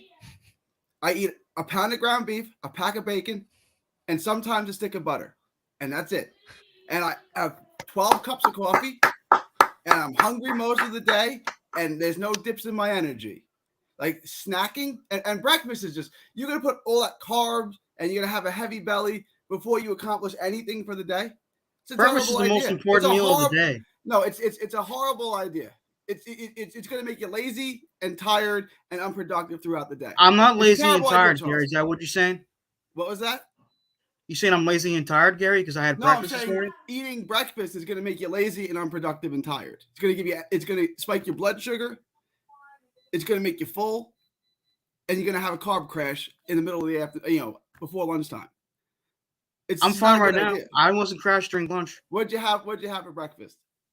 A couple of muffin tops and a Milo Mars, and then I went to Taco Bell for lunch. Look at all that sugar and carbs you put on your belly. And how much you spiked your blood sugar before you did anything. My blood sugar's fine, Gary. Blood sugar's fine. My blood pressure is fine. Your blood sugar goes up after you eat sugars or carbs. I know come that, back. Gary. It'll come back down, right? But that's why you have peaks and valleys in your energy levels throughout the day. Look, I was raised to believe that. Oh my God, Jake changed my. But look, I was raised to believe that breakfast is one of the most important meals of the day, and It's I not. love It's a having terrible breakfast. idea. It's a terrible. One meal a day, and you really don't even have to eat once a day either. You could easily eat every other day and be fine. Well, Gary, that's your opinion. It's scientifically and medically proven, right? You can go 40 days without eating. You can fast for 40 days and be absolutely fine, right? So why can't you go 6 hours? Like, why can't you just wait till 6 o'clock at night or 8 Because I o'clock at love night? food. I love to eat. I love food too, Charles. I get it. I do. I get it. I love food as much as you do. I'm on board with you. Chicken with pasta is worse than peanut butter with sandwich. We can't allow Gary to keep giving takes on food on the show, Charles. I had to put an end to that. You have to change my headline to "My blood sugar is fine." I didn't do that.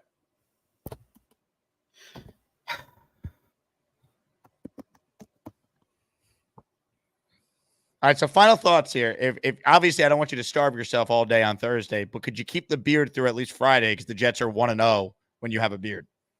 I don't think the beer had anything to do with the win. You don't know that though. True, but still. Anyway, have fun, Jake. Good luck at the game. Stay safe. Don't drink too much. God bless. Charles, God bless you, and God bless America. Thank you, Charles. But you left too quickly. I wanted to do this first.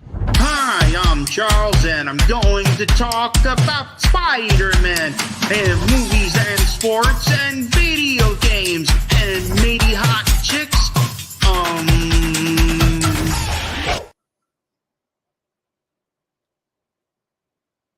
Now that is what we call big-time YouTubing right there, folks. Find me a show that's going to give you Gorman and Gary after a Jet win.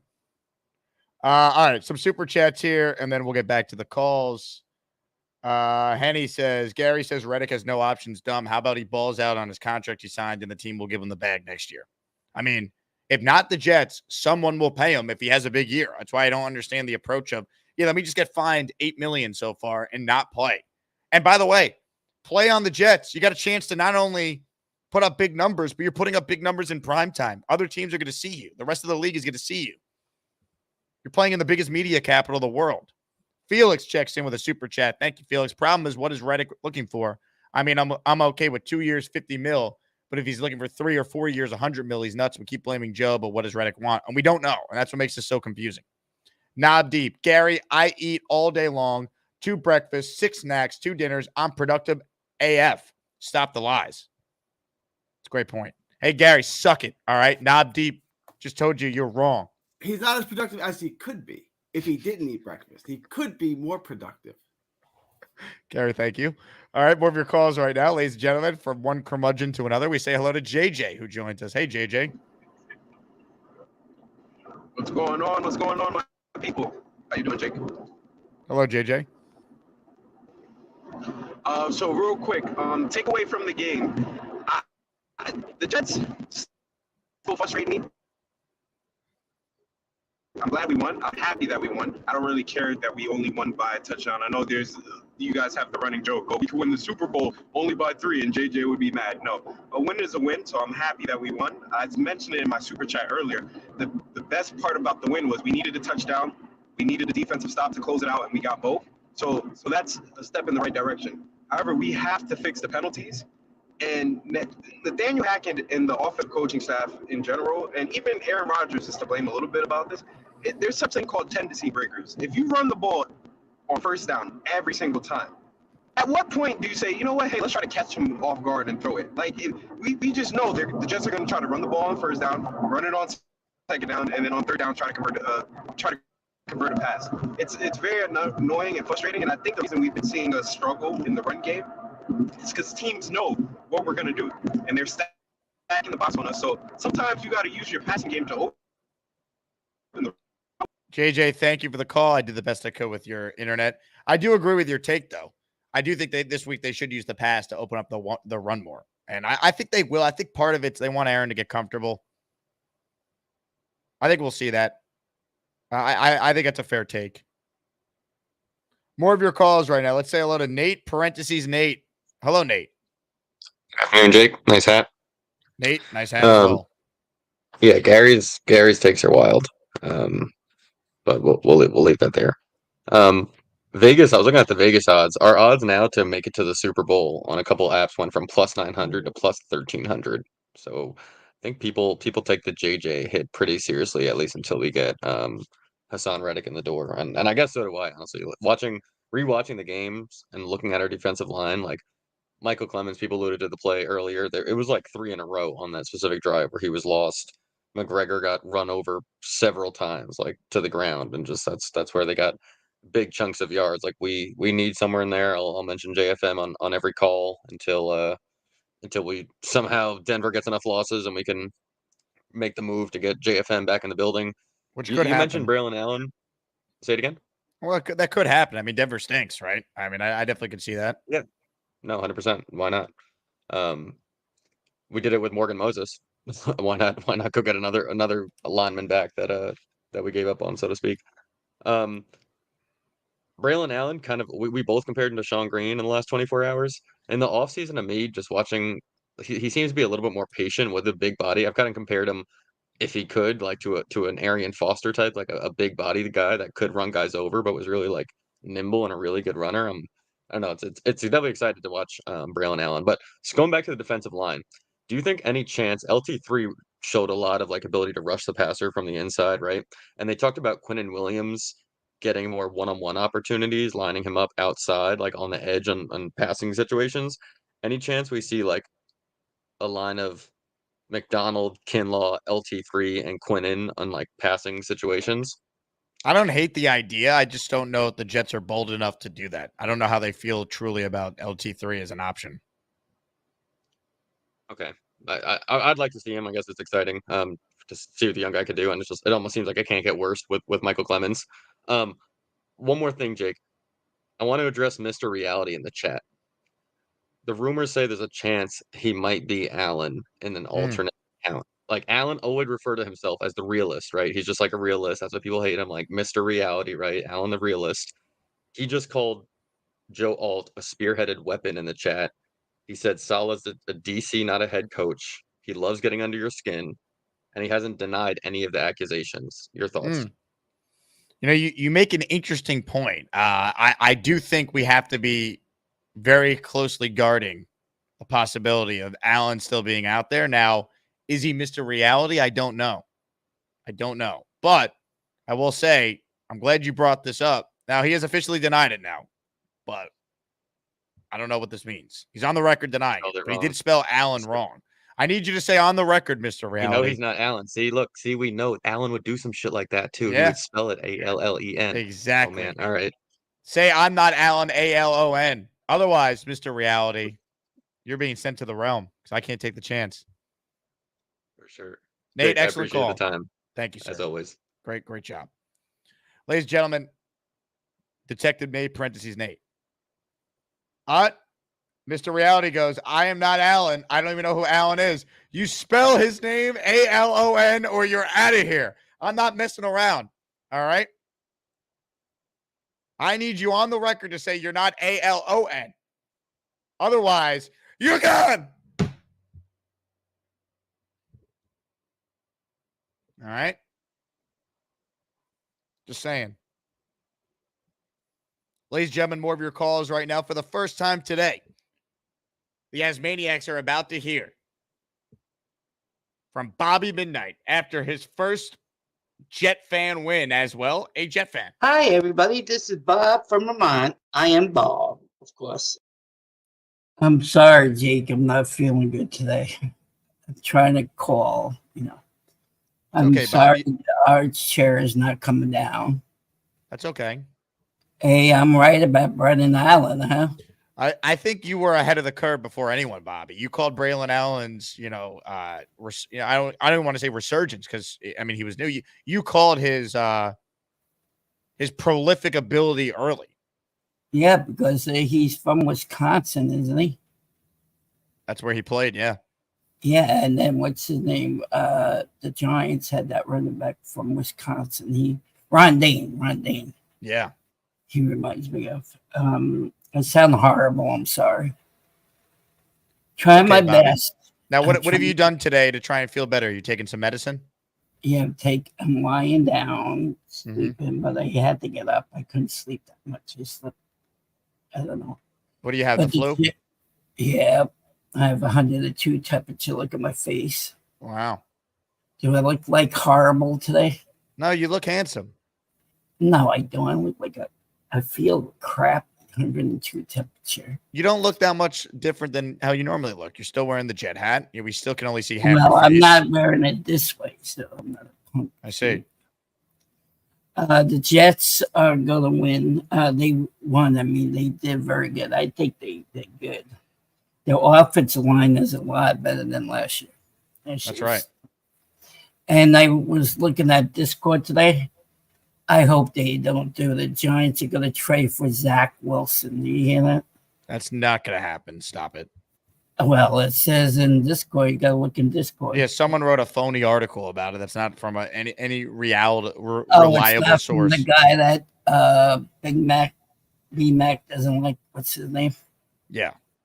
Right guy, whatever his name is.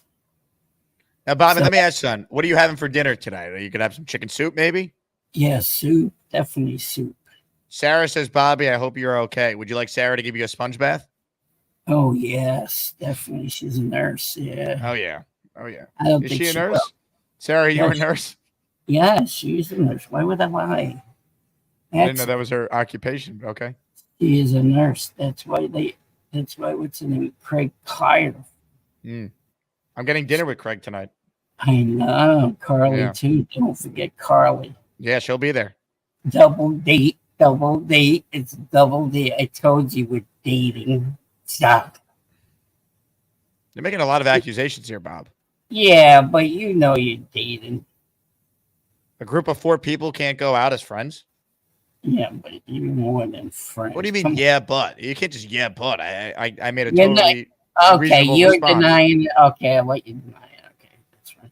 What do you mean? If I I didn't deny it. I just said 4 people are going out to dinner. If I were you, I would try to take advantage. If I was her. Take advantage? What do you think this is, Bob? It's a family show. I know, but she likes you too, I think. She really likes you. Yeah. I don't know. She's a tough cookie. Huh? Well, she makes Get it? cookies. Yeah. You like But this? she doesn't like that face anyway, doesn't she? She doesn't like that face. No, she's a big fan. She basically begged me to re-add this emoji for her channel members. Why would she do that? She doesn't look good. I'd rather see her beautiful face than that thing. You're gonna have to ask her. I don't know. I know. She's an awesome lady. And you're a nice guy, too.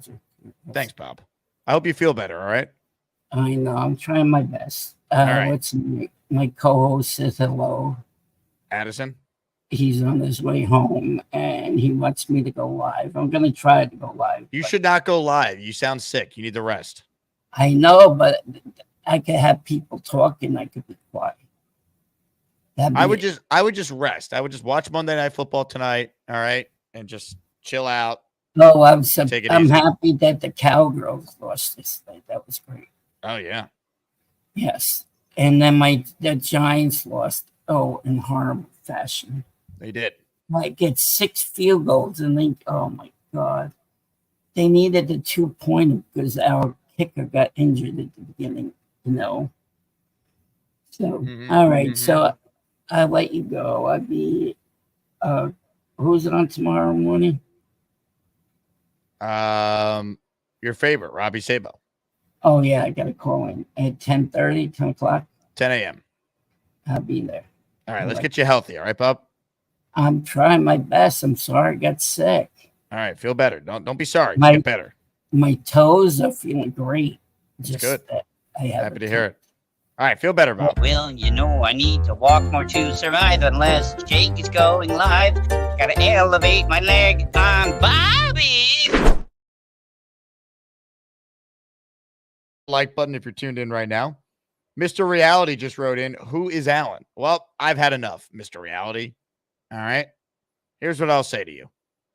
I don't believe you are Alan, but you haven't denied that you aren't Alan. So you leave me with no choice. Now look what you've done, Alan. No more protection from the Asmaniacs. Had to pull you out of the chat and cast you down with the Sodomites. Some time in here will feel like you've been run over by the lane train. You understand me? You catch my drift? Give him another 24 hours to think about it.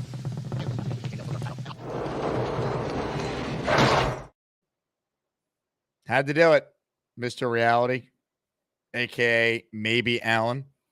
More calls right now. Mr. Weed is on the line. Hello, Mr. Weed. What's up, Jake? How you doing? Weed, you tell me, my man. What's going on? Not much, dude. I just love the fact that even at the brink of death, Bobby still has the freaky. Oh, always, man. I mean, You'll never get the freaky out of that. If Bobby lost the freaky, it's time to shut it down. Did he tell you to take advantage? He recommended an old hot Cosby. You got to watch out, Jake. Don't take advice from Bobby. Yeah, he went with the Cosby approach. I appreciate the suggestion, but it's not something I think I'm going to follow. But, you know, I appreciate Bob's contributions to the program. Also, after hearing fucking Gary's eating schedule, I could kind of see why he's always so fucking negative all the time. Eat some food, Gary. You'll have better takes, I'm telling you.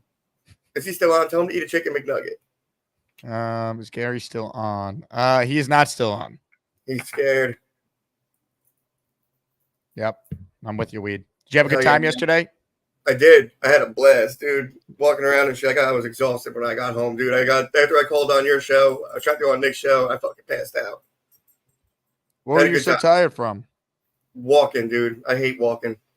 Plus, I didn't sleep much. I had to stay awake to catch the ferry, so Nate couldn't say he was right about me. I see what you're saying. Nate didn't think I would make it. Speaking of Nate, here's a picture of him watching Jordan get dunked on. I know he's going to love that. Make sure you ask him how he felt about the timeout last night. Weed, thank you for the time as always, my man.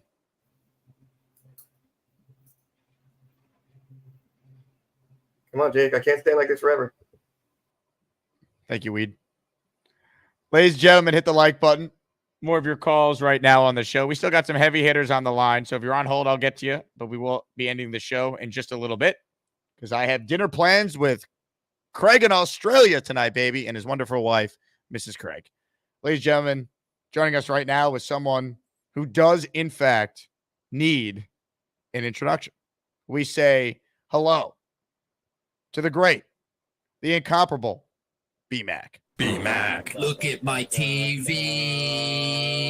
B-Mac. I love Aaron Rodgers. Jets. Go Jets. Hey, Jake. Good afternoon. Good afternoon, B-Mac. Yes, it's great to see you on a Victory Monday. I was a little nervous in that first half. I'm not gonna lie, but credit for the Jets for showing for fighting through adversity. You know what I mean?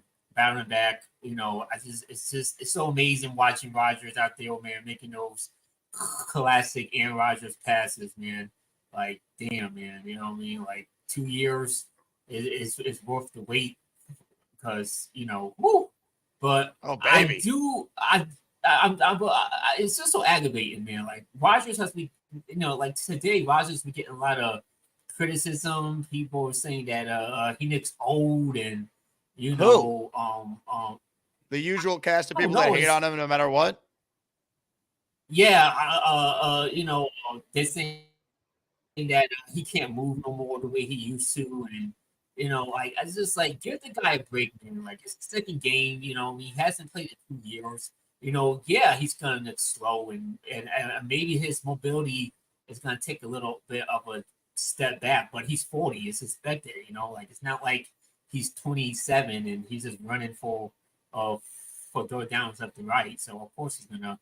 But yeah, man, it just seems like Craig Carton was pretty much negative about the win, and it's just like when the Jets win, it's like no matter what the Jets do, people just find ways to just be negative. I mean, Craig's a Jet fan, so I'm surprised he would be negative, but I don't know. Why don't we do this? It's Victory Monday, B-Mac. I think Dave Briga's on the line. He's called in to maybe right the ship with you. Can we bring him on?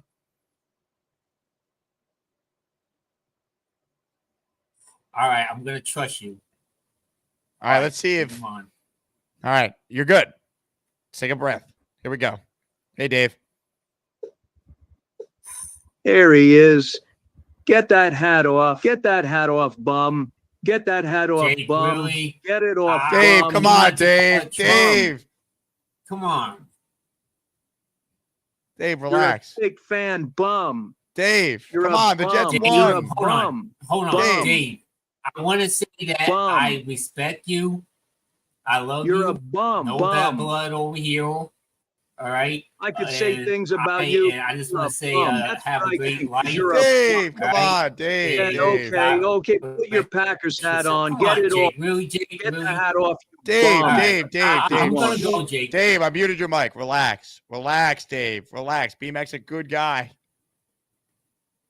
Dave, relax. B-Mac. See, Jake, I'm trying to be nice. I'm trying to be nice. I'm trying to end this, and he just keeps on going. I don't know what this guy has against me. What? Because I'm black? Are you racist, Dave? Are you from the Ku Klux Klan? Whoa, I don't like that, Dave? B-Mac. We don't need to go there. Relax. I'm just saying, man. Like, I'm trying to be That nice to hat this dude, off. and Get he that just hat keeps off, on bum. attacking me. Get that hat off, Dave, bum. let me handle Get it. it Dave. off, bum. Dave, relax. What is his Relax. problem? I don't know. Like, dude, I don't like, know. I'm not trying to pick a fight. I'm trying to come in and trying to do a truce here. You know what I mean? Like, geez, like, Dave, I love you, nothing but respect for you, but I just want to move on. Like, this little beef we got, a beef that you started, Dave. You started the beef. I defended myself. Get the Packers one. Don't take it off. Don't take it off. Put the hat on. Take that hat can you mute off. him, please? So I can finish my Come on point. down to Miami, Jake, big can mouth. you mute him so I can finish my Come point? on down. No, Dave, stop. You have no respect. Dave, man, You're I a don't wanna bum. fight with You man. suck. All right, Dave. I tried it. I don't want to fight with you, man. No fighting. Good job, B-Mac. We don't need to do. I don't think we need to make this racist though. But Dave seems a little upset. I don't know, man. Yeah, so I did mean to bring the race card, man. I just don't know why this guy has a beef with me so much. Like it's like he really wants my head. I don't get it, but anyway, man, I'm glad to just win. Let's kick them Patriots asses, and thanks, man. Let's go. Good call, B-Mac. B-Mac. Hey, you hater guy. Allen sucks and JJ can kiss my ass before I wipe. All right, let's continue with your calls right now. That was an interesting call there between Dave and B-Mac. And let's say hello to one of our favorites. B-Man is here. How we feeling? High as a kite. What was up? Hey, B-Man. I was just watching a documentary. So what's up? Well, are you going to acknowledge a certain day that is today? What? It's Victory Monday and Mexican Independence Day. Today is Mexican Independence Day. Yeah, because I know that's why Hispanic Heritage Month starts the 15th. It goes from the 15th to the 15th of October. Right. Because that's when like all these Latin American countries have their Independence Day. I know. I just actually got a coworker who's from Puebla. I see. Which is because which is actually where the whole Cinco de Mayo comes from. When they Do you mind if I rep my country as you rep yours during this call? the documentary I'm watching is the documentary on the Ponce massacre, so it's a little cringy.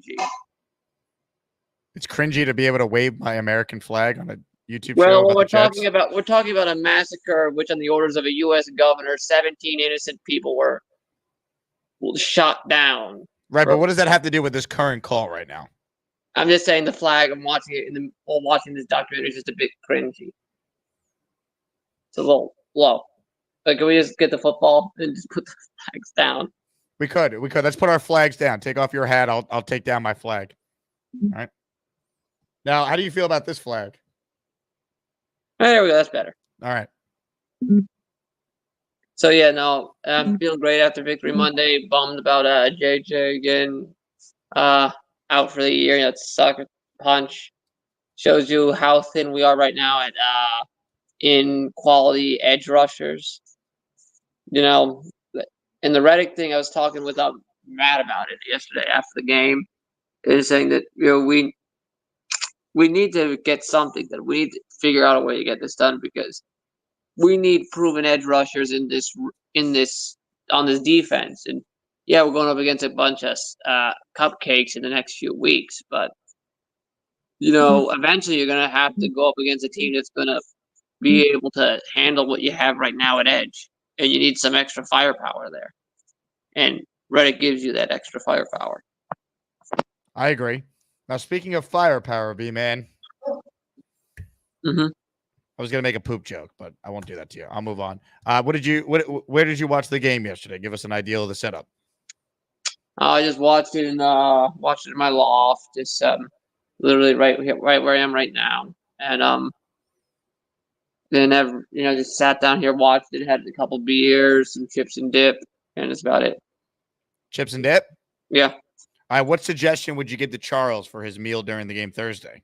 I don't know. Just keep it simple, man. Just, I don't know. Maybe give yourself like the stadium experience. Maybe a simple hot dog, a beer. Mm-hmm.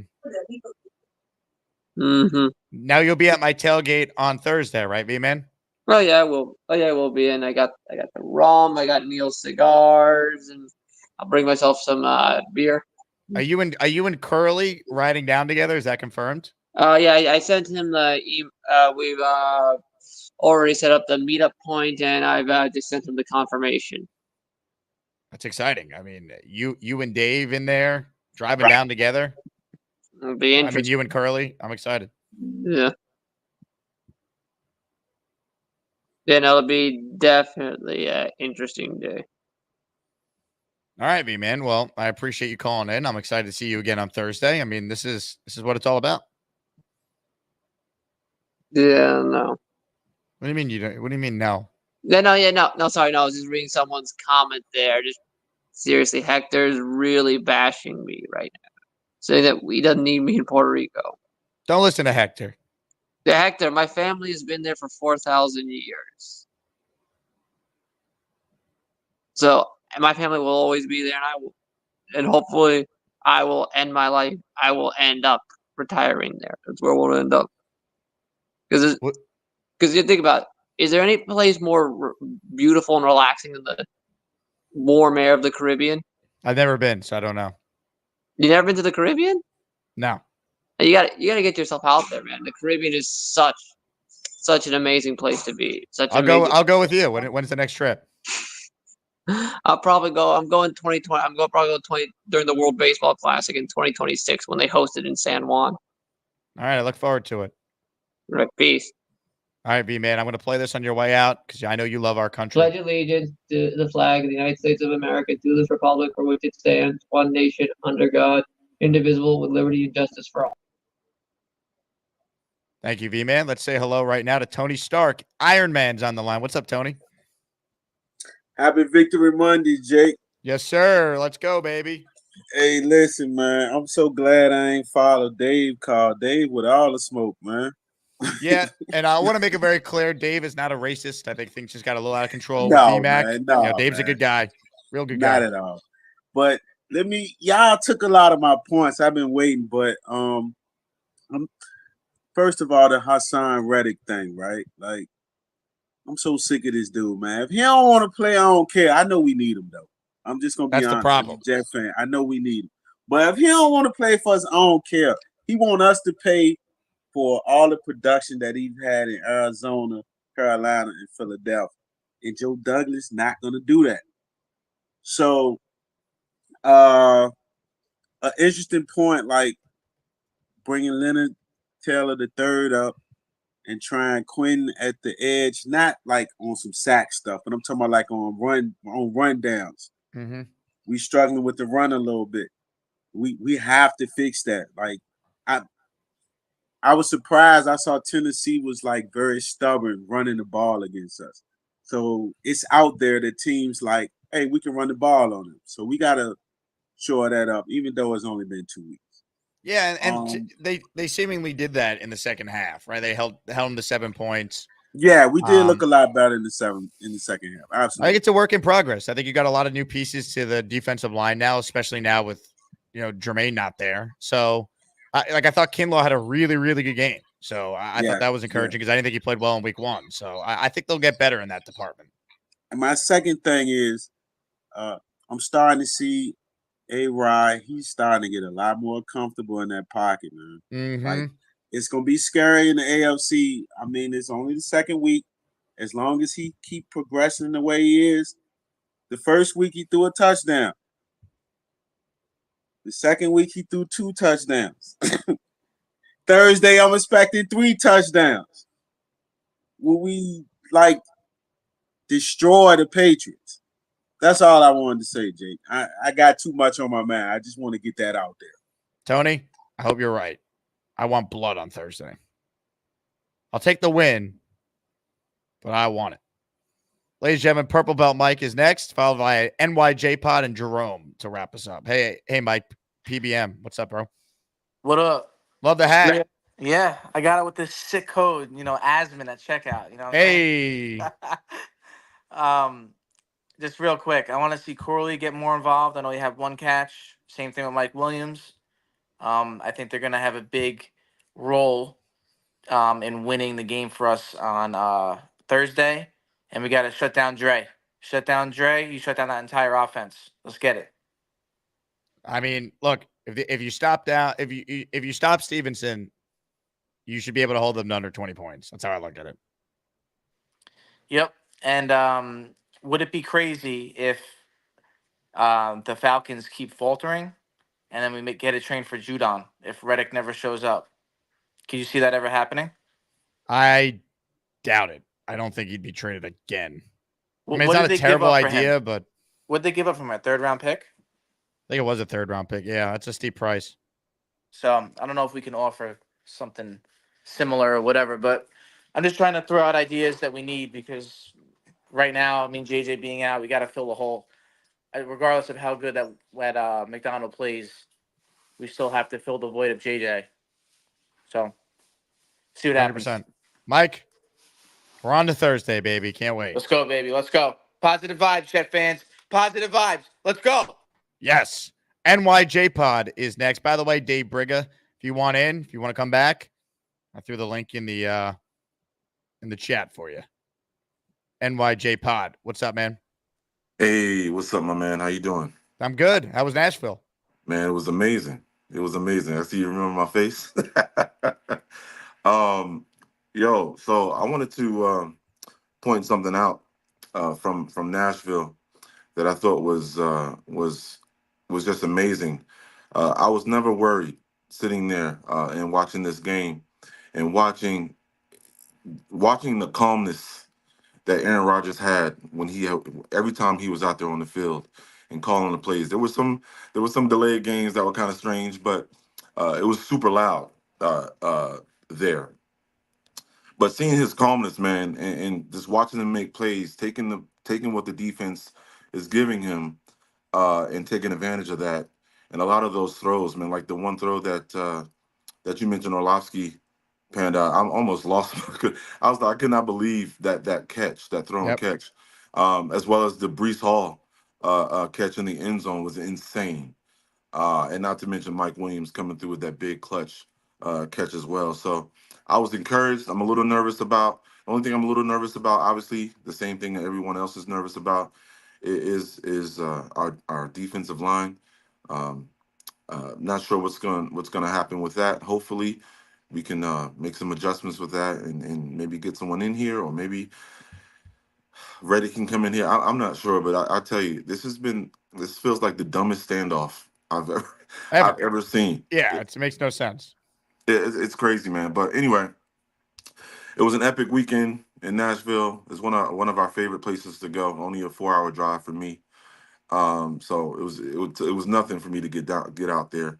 Once we found out that we were going to be playing the Titans in Nashville. So it looked like a great time, man. You guys took over the whole town. Yeah, Jet fans showed up, man. We showed out, and all the different meetups were fantastic, man. So, and then we, the hallways within the stadium were just Jet chants everywhere after the game, and it was insane. There was one little girl, and I know you got others on the line, but one thing that we loved, there was one girl that was given a game ball or given a football, and she, as we were leaving the stadium, she wanted to do a Jets chant, and so we got everybody that was walking past to stop what they were doing and just do the Jet chant, and she was the happiest the happiest little girl with her little football and everything that she was able to get. So that's what that's what we Jet fans are about. You know what I'm saying? Happiness and just sticking together, and we all we got. So I appreciate the love. I appreciate you, Jake, and everything that you do.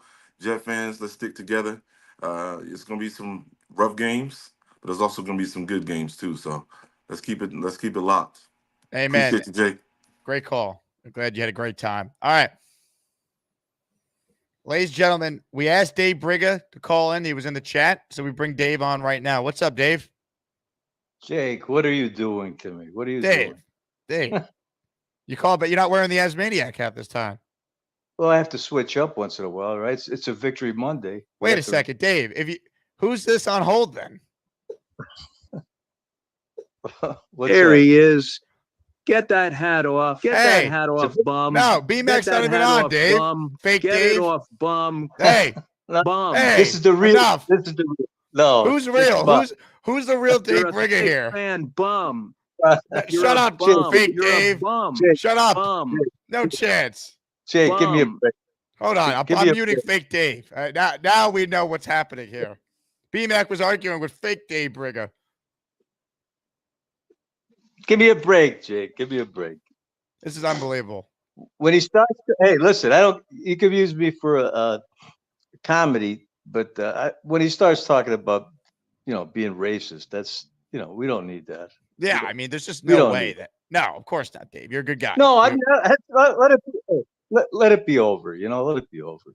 I made my point. I went overboard that day, but I'm not going to apologize to him because There he because is. of the things he Hey, called. Get that fake hat Dave, off. shut Get up. that hat off, bum. Shut up, Get fake that Dave. hat off, bum. No. Get it off, bum. I'm not taking it off, asshole. Bum. No, you're a bum.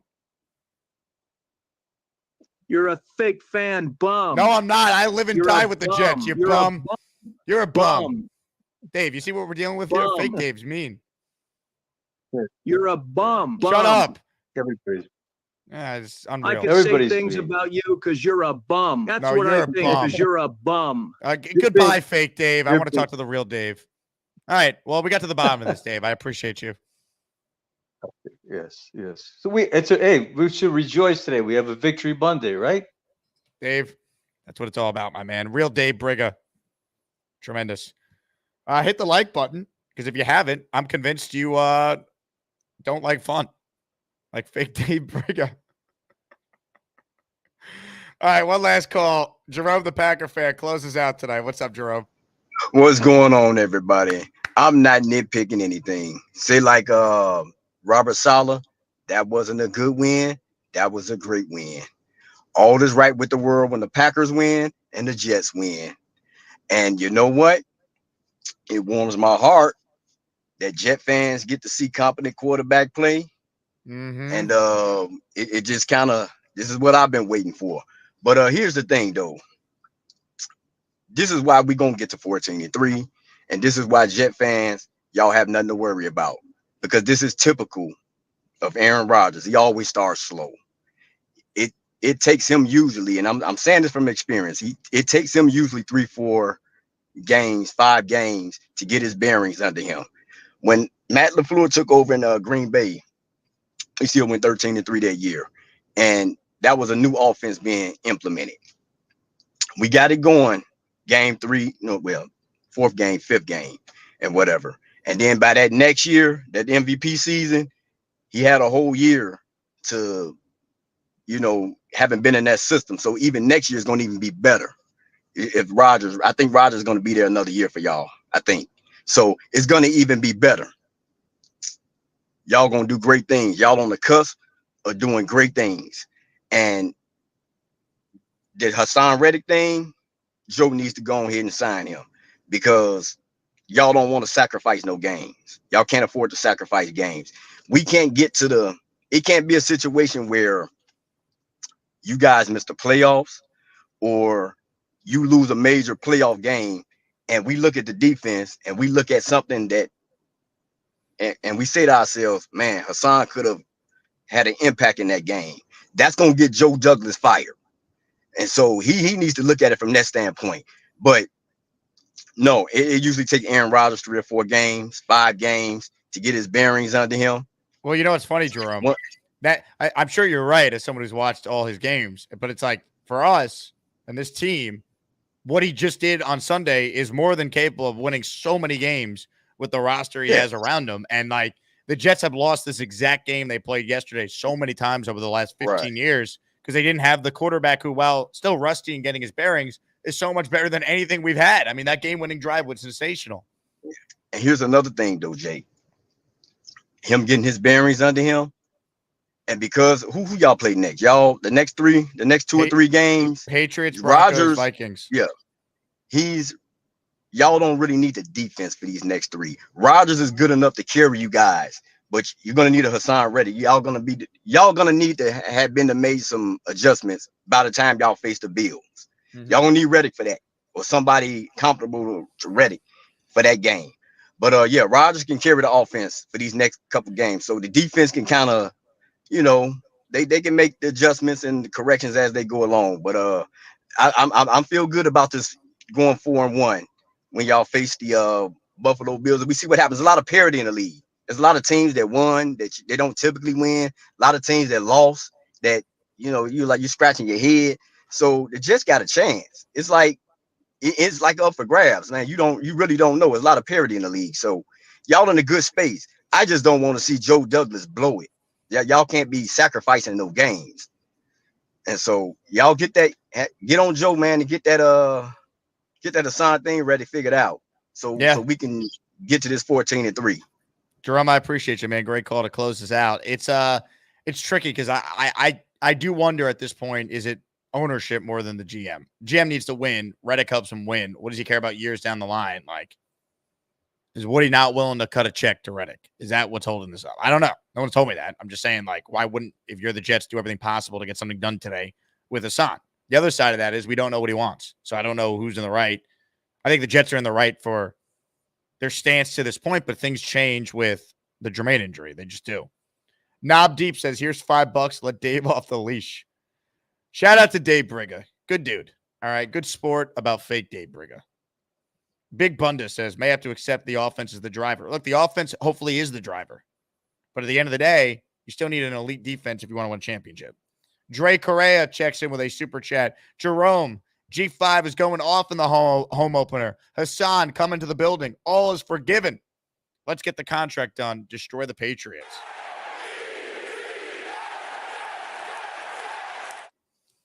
Ladies and gentlemen, Dre wasn't done.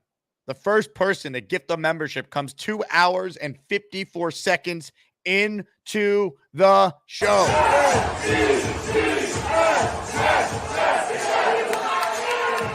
Ladies and gentlemen, here we go. DHO, Dre's 28 touchdowns. Correa just got gifted a membership from Dre himself. You got to be kidding me. That is unreal. Larry Thomas, Jet Fan 911. And, he's back. South End Auto Detailing received a membership as well. South asked, you have to go. But you're still a channel member. Congratulations. Dre, thank you, my man. Appreciate your support as always. Let's hope Garrett finds the end zone this week. I think it'd be a good time for it. Gator writes in, BMAC arguing with fake Dave Rigger was quite fun. I won't lie. I probably will laugh again whenever you watch that. Anyway, shout out to Dave Briga. Good dude. Shout out to BMAC. Good dude. Shout out to Gator. You guys noticed the open Gator I made, by the way? Pretty sick. Anyway, that does it for me. I'm off to have dinner with Craig and Mrs. Craig. It's going to be magical. I think I was getting some crap from Carly for not mentioning her, so I'll mention her. She's also coming. Anyway, I'm back tomorrow. We got Sabo at 10 a.m. We got Fialco with the film review at 4 p.m. So normal day of schedule with our weeklies. Beningo was on with me this morning. So if you want Joe B's instant reaction to the Jet win yesterday, you have to check that out. All right. That does it for me. Thanks again to everyone for your incredible support.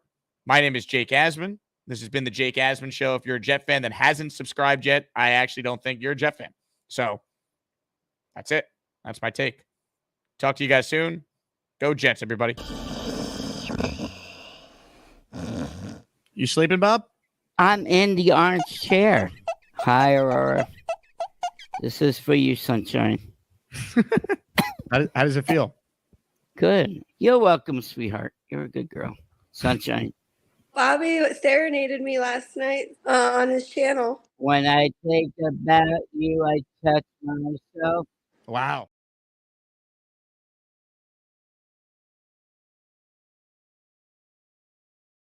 I didn't think I was going to get COVID. You have COVID, Chiefs fan? A symptom of COVID. I just feel like shit. What symptom do you have? Basically, you got the run syndrome. You're not feeling well. You're sleeping like a bear in hibernation, all that little stuff. I don't know if that's COVID. That just sounds like you. Well, I think you'll be okay. Did you say you had the runs? That's basically. Don't do it. Don't do it. Don't. Bobby, that's enough out of you, all right? I did drink a shit ton. And you know, when you drink a shit ton, your immune system goes.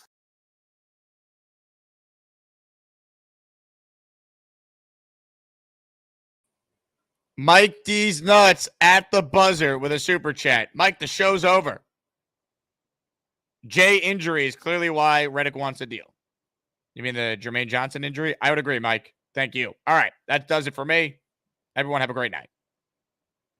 Go Jets. And please remember to jet up. And I'll see you guys. All right. I will see you guys Thursday in the parking lot. L5. Go Jets. Disgusting franchise that masquerades themselves as an NFL football team. I hate this team. I hate them. I hate them. Here it is. Little Victor Cruz dance. Oh, Victor.